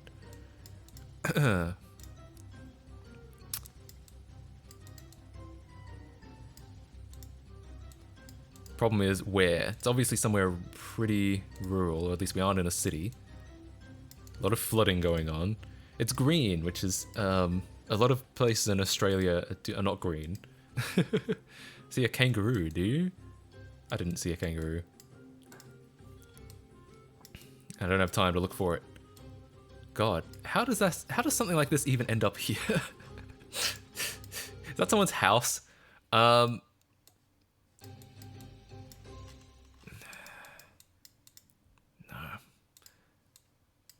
I feel like I just need to move as quickly as possible. Melbourne? I don't know. It's not Melbourne the city. It might be Victoria the state, but all these are blurred out. They're too blurry. I don't know. Oh, it's the other side. I just need like a sign saying like a place. If you can find any sign that has like a location. Oh, there's a railway. So still no location.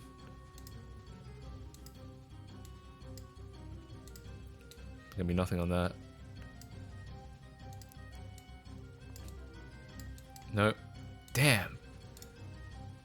I think I just need to move as quick. I need to stop checking all these. Oh, I haven't even made a guess yet. Okay, I think you're right that it's probably somewhere in Victoria, but I don't know where. How about there? Maybe like over here. But I don't know. I have nothing to say. Oh, there's like a sign over there. But I don't know if we can read it. Oh no, it's just the railroad. Damn it! This is one that I absolutely should have gotten, but I'm not. Wow! Oh god. Actually, my first guess was a lot better than my second guess, because at first I was like the left side, and then I was like, maybe not. Maybe it's the right side. It is actually. It's closer to Melbourne than I thought. It's still not, Melbourne the city, but it's closer to Melbourne than I thought. I thought it was gonna be more rural than that. But hey, not bad. Not bad. Even though I could never play it successfully. Nah, maybe not with that attitude, but if you I think all you have to do is take a keen interest in places, and then you can play it. I don't think you have to be uniquely skilled. I'm not uniquely skilled. Alright, well, this is definitely not Australia. I've never seen a landscape like this in Australia. It could be... I could believe it could be Europe. I could also believe it's South America. I'm going downhill because I assume that most towns and villages and cities are going to be downhill rather than uphill. Literally no clues at all. Yeah, no, nothing other than the fact that it was kind of green. And Victoria, it rains a lot in Victoria, so... That's why I also, technically I got the guess from chat, but I agreed with the guess because it's green, and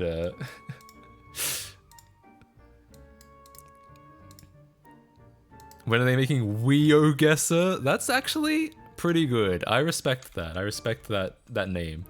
That you've come up with that. Pokimane as guest. Not bad, not bad. Well done.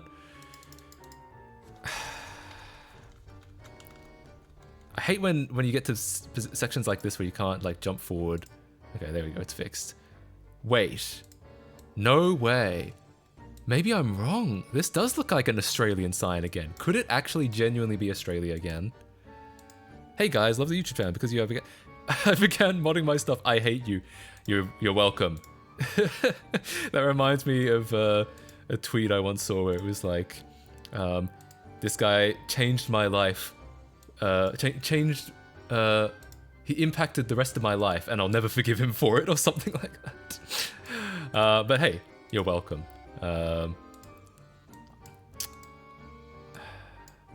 Could it genuinely be Australia? Could I be just fucking around by saying it isn't? It's certainly not a part that I'm familiar with.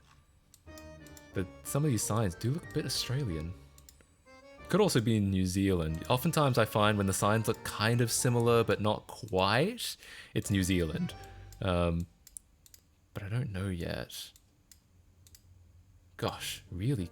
It's obviously somewhere kind of coastal. Or at least it's near a body of water. I mean, obviously. Is the steering wheel in the car on the right? Yeah, I probably should have checked, but I'm gonna assume it is. Oh god. It's another Australia one where I'm gonna absolutely throw. I don't know. I don't know any city that looks like this. I've never been to a city that looks like this. If it is Australia, which it may not be. I mean, who knows? It looks Australia. Okay, I'm gonna go for it. I'm gonna go Australia. Maybe, I don't know, somewhere around here. I actually genuinely have no idea. It's New Zealand. I did say it could be New Zealand, but I had no idea. I genuinely, like I said, whenever the signs look pretty close, but not quite, it's probably New Zealand, but I didn't, I didn't get enough signs to know. Oh, I hate that. I hate that. Oh. What does Morehouse mean? I think it was just the name of the road, like Morehouse Street. I think it was Drive, but yeah, I think it was just the name of the road. You know, not bad. It could have been worse. Could have been worse.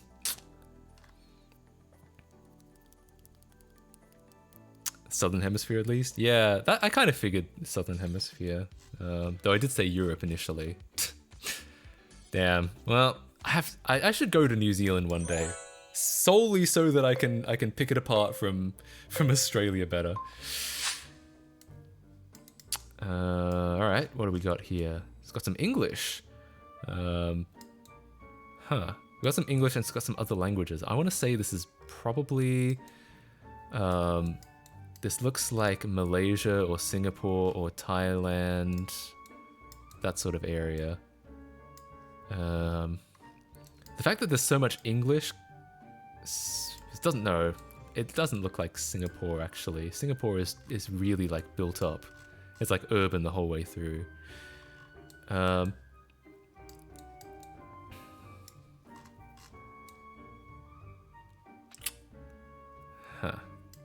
There's a lot of English though. I feel like there's too much English for it to be Malaysia. Maybe it could be somewhere in Africa.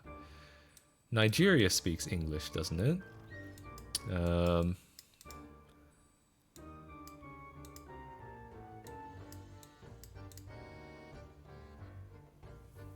Sorry, I can't read chat. I have to concentrate.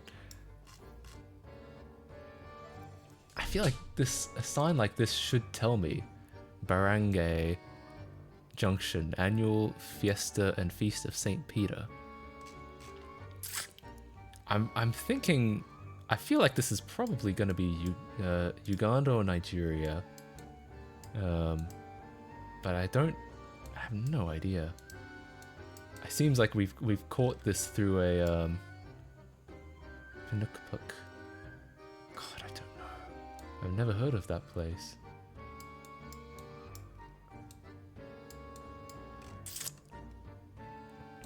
God.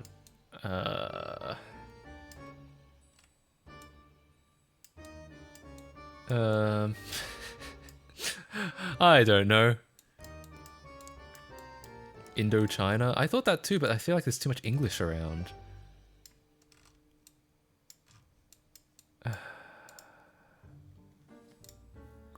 North Philippines? Maybe. Maybe. I wouldn't expect so much English though. I know that I can't be certain of anything though, really.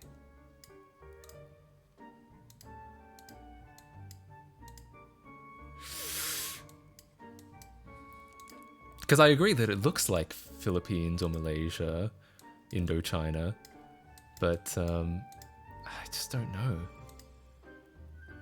Yeah, and God, do I go for it? Do I say it's? Oh, should I? Oh no. Maybe. Oh God. All right, we're going for it. We're going for it. I'm trusting my instinct as far as like the geography. Oh, nice, nice. I actually, well, I have to say, I might not have made that jump if it weren't for chat. So thanks for the chat. I didn't know it would be all English up here. I'm really surprised. The fact that like a little bit of English I would have like understood, but it was like every sign. This is not Africa. Yeah, I felt like it didn't look like Africa, but I was getting thrown off again by all the English. But no, maybe that's just me showing how little I know about the Philippines. Barangay is Filipino. Ah, interesting. Yeah, I don't know much about it, unfortunately. That's like it's a bit of a... Arguably, it's a bit of a black hole in my like geography knowledge. Puppet of the USA after 1899. Yeah, I guess that's true. Well, I appreciate the help in chat. Thank you. All right, round 4. Round 4. Uh-oh. We are far from a city again, which makes it difficult. The stop sign said stop, so we're probably not in a Spanish-speaking country. I've realized they usually say stop in Spanish.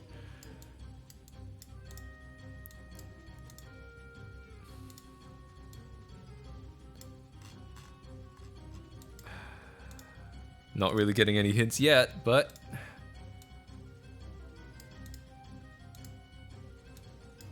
Oh, okay. We've ended up in kind of a suburban sort of area.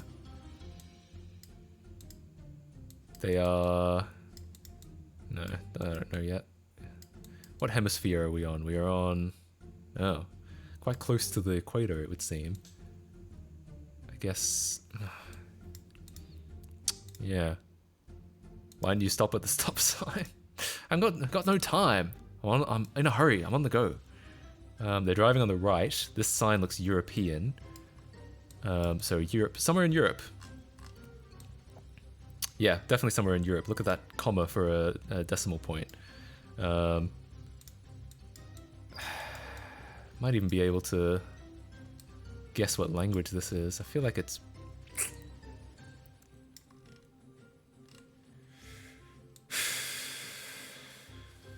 Okay, I don't know. I'm just putting a pin in just so I don't forget. I want to say it's Nordic, but I don't know. That would go against my equator theory. Romanian? Could be. Usually when I find a language that that's like written in Latin script that I don't recognize, it usually ends up being Romanian. Oh yeah, Bucharest. That's Hungary. No, that is Romania. Yeah, I always get confused. Yeah, you're right. It's Romania and quite close to Bucharest allegedly. Does not look Nordic. No, I only thought that because the E's and the A's, but yeah, no, I think it's pretty clearly must be close to Romania.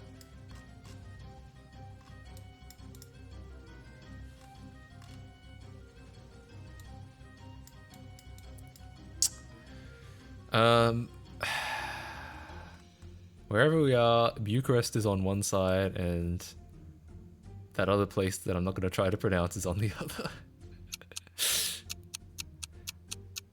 I always hope that I'm not offending people when I do these, because I just, out of sheer ignorance, sheer lack of knowledge. Oh, we're actually not just outside. I probably could have. If I'd looked a little harder, I might have been able to find that, because I recognize some of these words. Romaniacs, Infromaniacs. That's when they show up in Lego Island. Yeah, I think so. I think that's true. I think you're right. Damn, coming 4th out of 5. Big oof. Probably the worst throw was the Australia-New Zealand fiasco. But yeah, I don't know.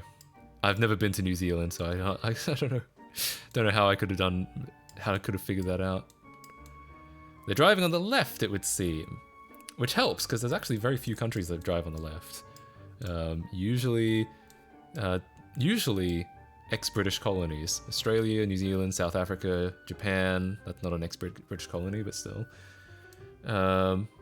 Some countries in Africa, I know they do. But most of the world is on the right, so that does rule out quite a few countries.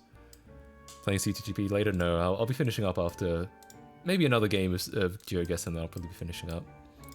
Sorry, I will be playing CTGP again soon, but just not today. What does that look like? I do not recognize that number plate design, which makes me think this is going to be New Zealand again. Because I feel like I would probably recognize most state. Oh yeah, and the last place that we were in that was New Zealand had this stop written on the road. I don't think I've ever seen stop written in that like font on the road in Australia. So I feel like it's got to be New Zealand again.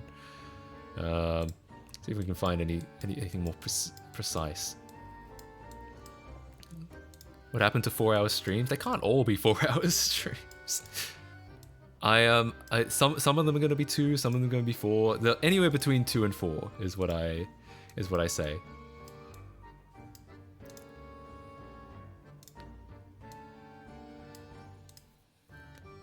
Titahi Bay? Hey, thanks for the hint. Debatably, you shouldn't have given us that, but because we're trying to win against us. But oh well, actually, I just found it, so we all know now. What are the chances of being able to find that on the map? Clearly, it's a bay, so it's going to be near a body of water. Probably like an inlet from the ocean. Yeah, like this bay. But I don't know. I guess we can just scan around the border, looking for Titahi Bay.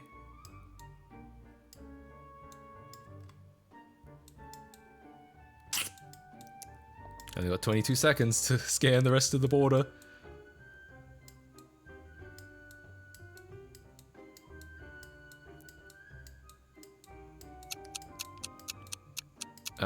Okay, well, not finding it. I might have missed it. At the pace I'm going, it's quite possible I did. It was Wellington. Oh, just outside Wellington. I wondered if it was gonna be. Alright, so if I zoomed in enough, then it starts to come up. But at the zoom level I was at, it wouldn't. It was, yeah, near Wellington. Fair enough, fair enough. At least we got the country right this time. Finished a cool second last. Excellent. It's near Oh, it's alright. Oops, I didn't mean to do that. I'm gonna take another quick pee break, but in the meantime, you guys can join the next game. I'll put in the link. Alright, and yeah, so go ahead and join, and I'll be when I get back, we will get started. All right, see you in a bit.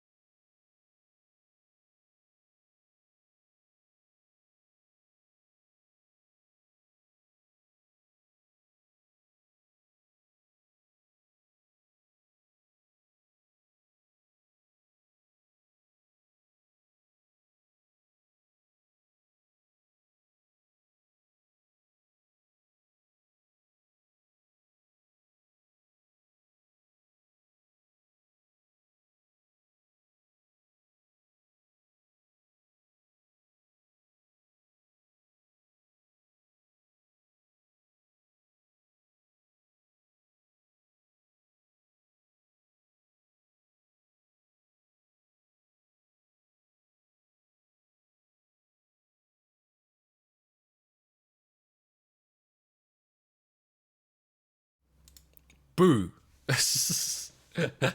Sorry. I forgot to put music on. Sorry about that. And so when I came in with the boo just now, that probably came out of nowhere. Anyway. Hello. We got more people this time. Let's get started, shall we? Oh wait, I didn't know I could spin people around. Yeah. That's kind of fun. That scared me, did it actually? All right. Oh wow, and we just got a 10th person in at the last minute. Let's go.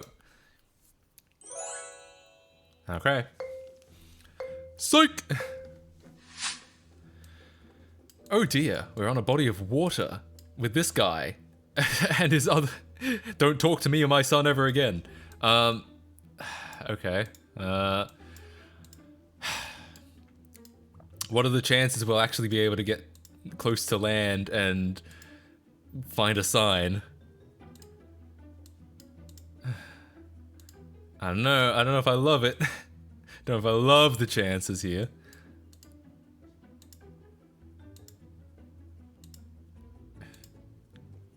I know where this is. I'm thinking it's got to be somewhere in Europe, like maybe Italy or Croatia, but I have no idea.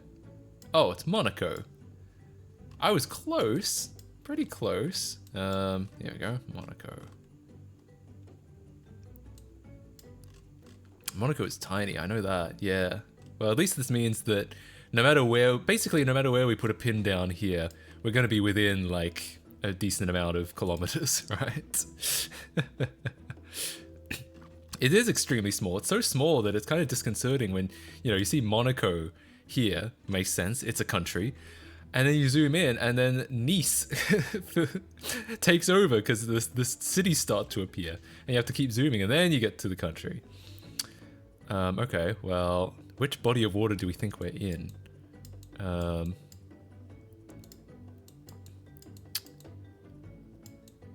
Does it look like... Because it's clearly some kind of harbor or bay where, like, the land circles around. And I can see at least 2 of them. I'm gonna say we might be somewhere here. Alright.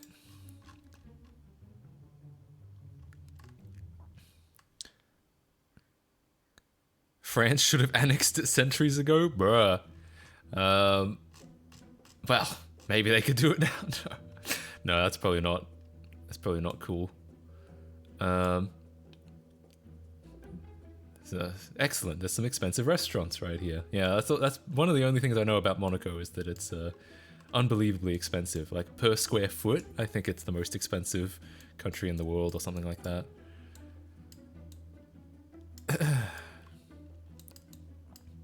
Maybe we can see the restaurants from here. That would help. I'm trying to see if there's any clue whatsoever about, like, which body of water this is. Oh, yo, we're actually getting pretty close to the land.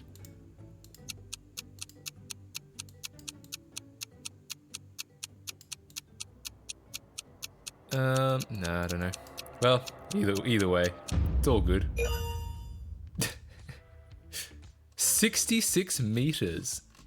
Nice. So it was this body of water. I thought so. I had a feeling. It just didn't. It seemed more this shape than this shape. 66 meters though. Damn.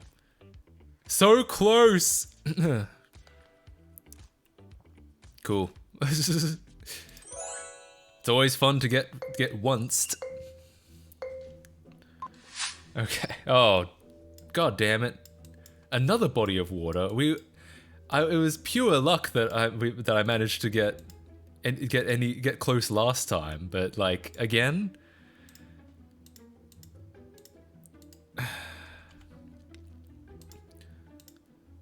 Well.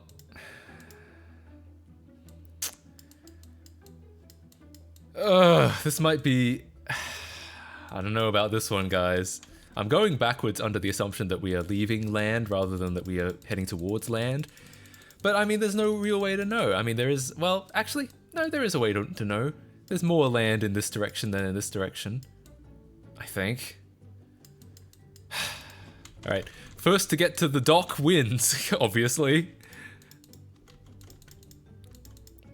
How's the boat floating with the Google car in it? Good question. How could that... How they fit a whole Google car into this boat? Is this the bearings? Oh, for God's sake! This is where it ends. All right. Well, back to this. Back to where we started. Let's go forward instead. God, I don't know. I don't know. Most of the world is ocean. There's no. It doesn't give me anything.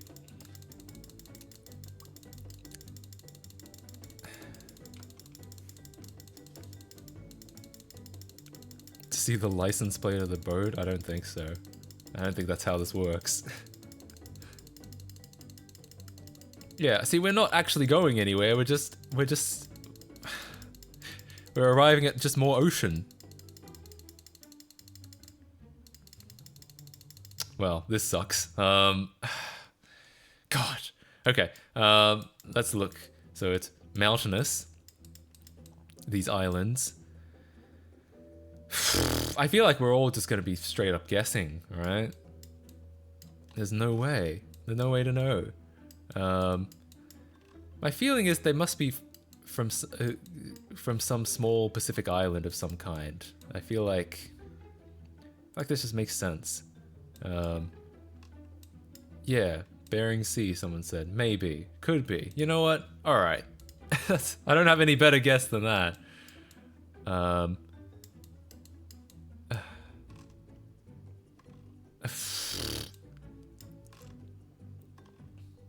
Yeah, I have a feeling people wouldn't be doing this like in the North Atlantic. Between Alaska and Russia, yeah. Yes, I did find it, but I'm not, no idea if that's it. Wow, it actually was the North Atlantic. Wow, and they were actually pretty close to Greenland. I mean, there's no way, no way I would have known that. Well done, Pokimane, though. Pokimane had the right idea, right country. Other side of it, but still, right country. Jeez. Oof, yeah, big oof. I mean, thankfully, there was so few clues. There was just like we all had wild guesses, pretty much. we were all just like absolutely absolutely like just guessing from nothing. All right, what have we got this time? Well, at least we're on land for a change. Holy shit! And we're in Europe. These are definitely European signs. They just duplicated themselves. All right. I saw ice. Yeah, that's good. I didn't recognize ice. I don't know if I wasn't even looking for it really. But at least you picked up a clue. I didn't pick up any clues. All right. What does this car call itself? It calls itself a Rendorseg. The Skoda, and looks like the cops. I assume with lights like that. So what country calls their police the Rendorseg? Hungarian. Well, I feel like that's kind of cheating by taking that from chat, but you know what? I'll take it. At least we all have access to the chat. So anything posted in chat is technically a clue that we all get. Cheese it! It's the Rozzers! Exactly. See, I wouldn't have known. I don't know anything about Hungarian, the language.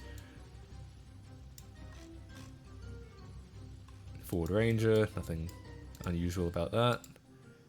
I feel like I'm like a Resident Evil game where I'm like, nothing unusual.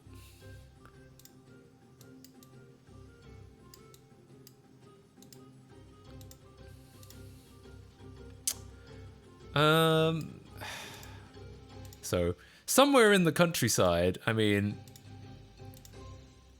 don't know any more than that yet. Not until I find like a navigation sign of some kind. Wait. Who's this car overtaking us?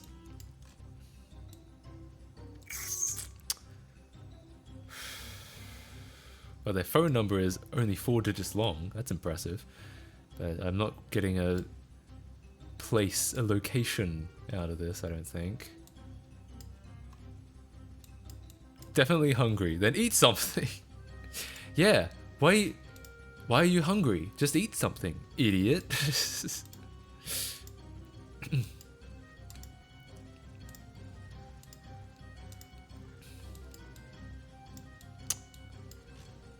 Oh, what a nice entrance. Geez, I don't know. Jesus, I have no idea. Oh, wait. Navigation sign. Oh god. No time to actually find these places. No.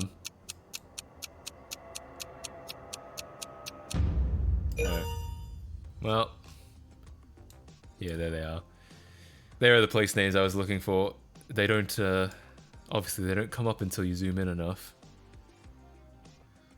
Well, could have been worse. Could have been worse. Hungary is losing its workforce to immigration. Ah, shit. Are they suffering brain drain? I know that's a thing. Close to Austria? No, apparently not. So, it's over here somewhere.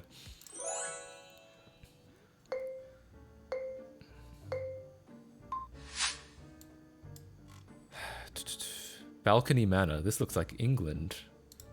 That font, that sign font looks like the English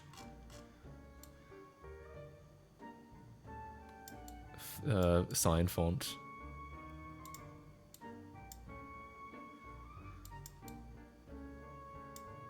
Casterbridge. That also sounds like an English name.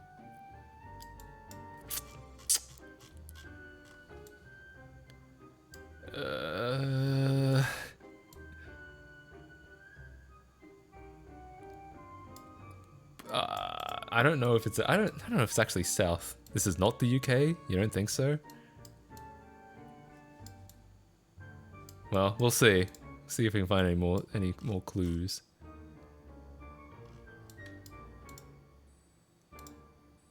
When UK have palm trees? Oh yeah, I guess you're right.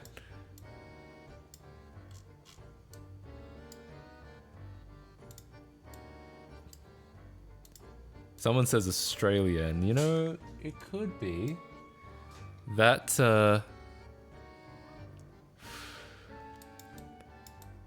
actually, yeah, you know what? Yes, you're right. We're south of the equator.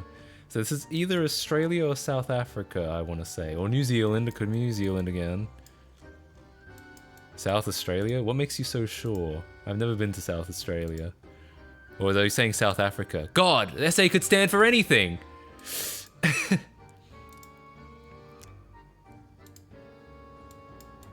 saw Afrikaans earlier? Yeah. I could believe it's South Africa.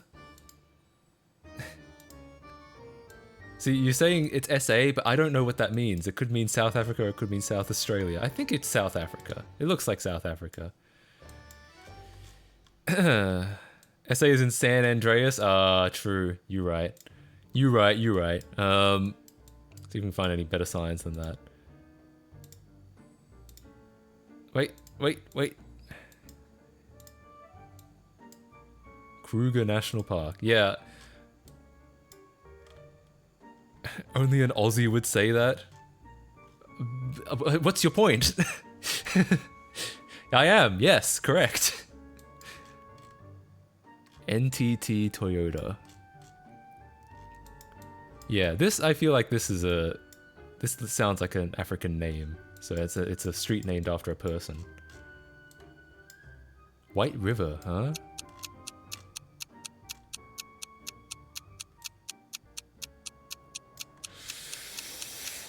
I don't have any. Oh, look, it's Pokimane. Oh no, never mind. Oh, there's White River. So it is I actually got the city name in the last 10 seconds, but I didn't know where it was. It's South Africa's first national park. Interesting. Yeah, I don't know anything about about South Africa or national parks. Well, I'm glad that was sorted out. Congratulations to Pokimane for coming first so far. I want to say that's Italian on that sign. It's usually Italian with the double Z.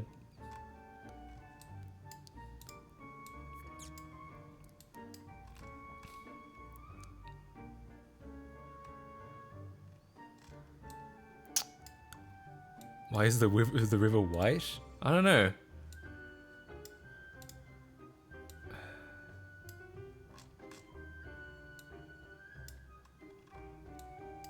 Romanian, I think. I don't know about that.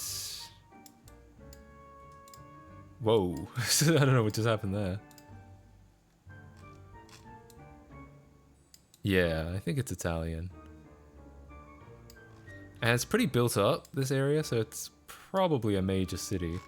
I don't want to be cliche and go with Rome, but for now, until I find a better sign. Italian flag on a sign. I didn't see it. My bad. Just want to find like a city name or something. I feel like some of these would have to have a city name on them. Northern Italy? Yeah, maybe. Yeah, like, I could believe that. I don't know yet.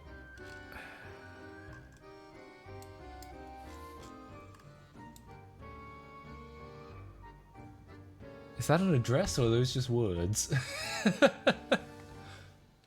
No, those are just words. They're doctor names. I know some places will have like a sign on them. Yo, Coca-Cola car? Some places will have their address written on them. That's kind of what I'm looking for. You found a city name? Ugh, damn it. Damn it. I'm never gonna find one at this rate.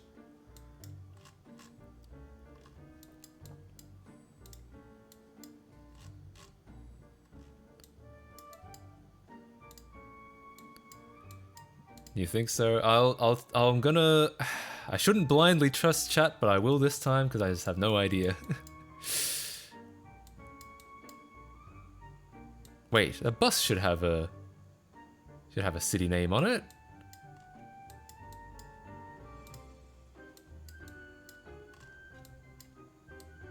Aha.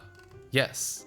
Couple of city names. Oh, no, actually that's not helpful at all. It's Sicilia all the way up to fucking Milan. That doesn't help at all. Never mind. That's a coach, yeah.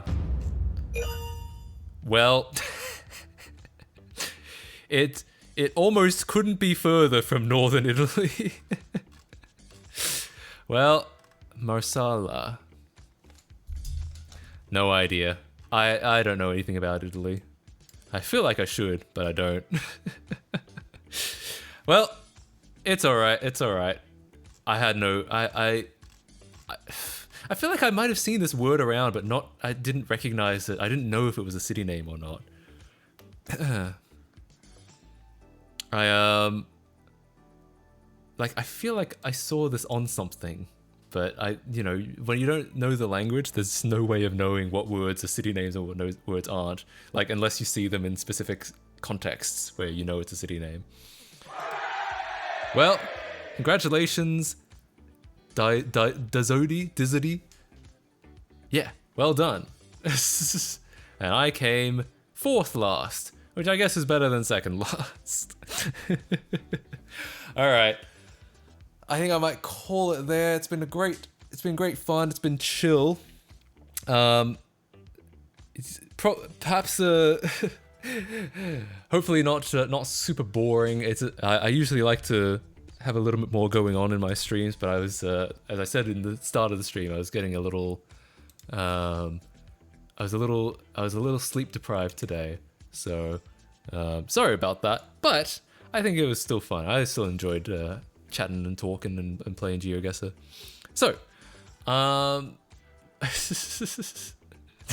just realized why I was wrong. Yeah, Why were you wrong? No. But I have COVID. Oof, that sucks. I hope you get better soon. Yeah, that's a rough one to have.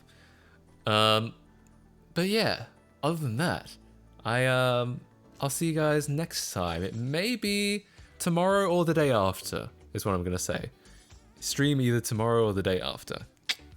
So, yeah, I'll see you then. Enjoy the rest of your day. Thanks for hanging out with me. All that good shit. And yeah, see you later. If I didn't rejoin, it would have leaked my legal name. Oof. Big oof. Alright, see ya.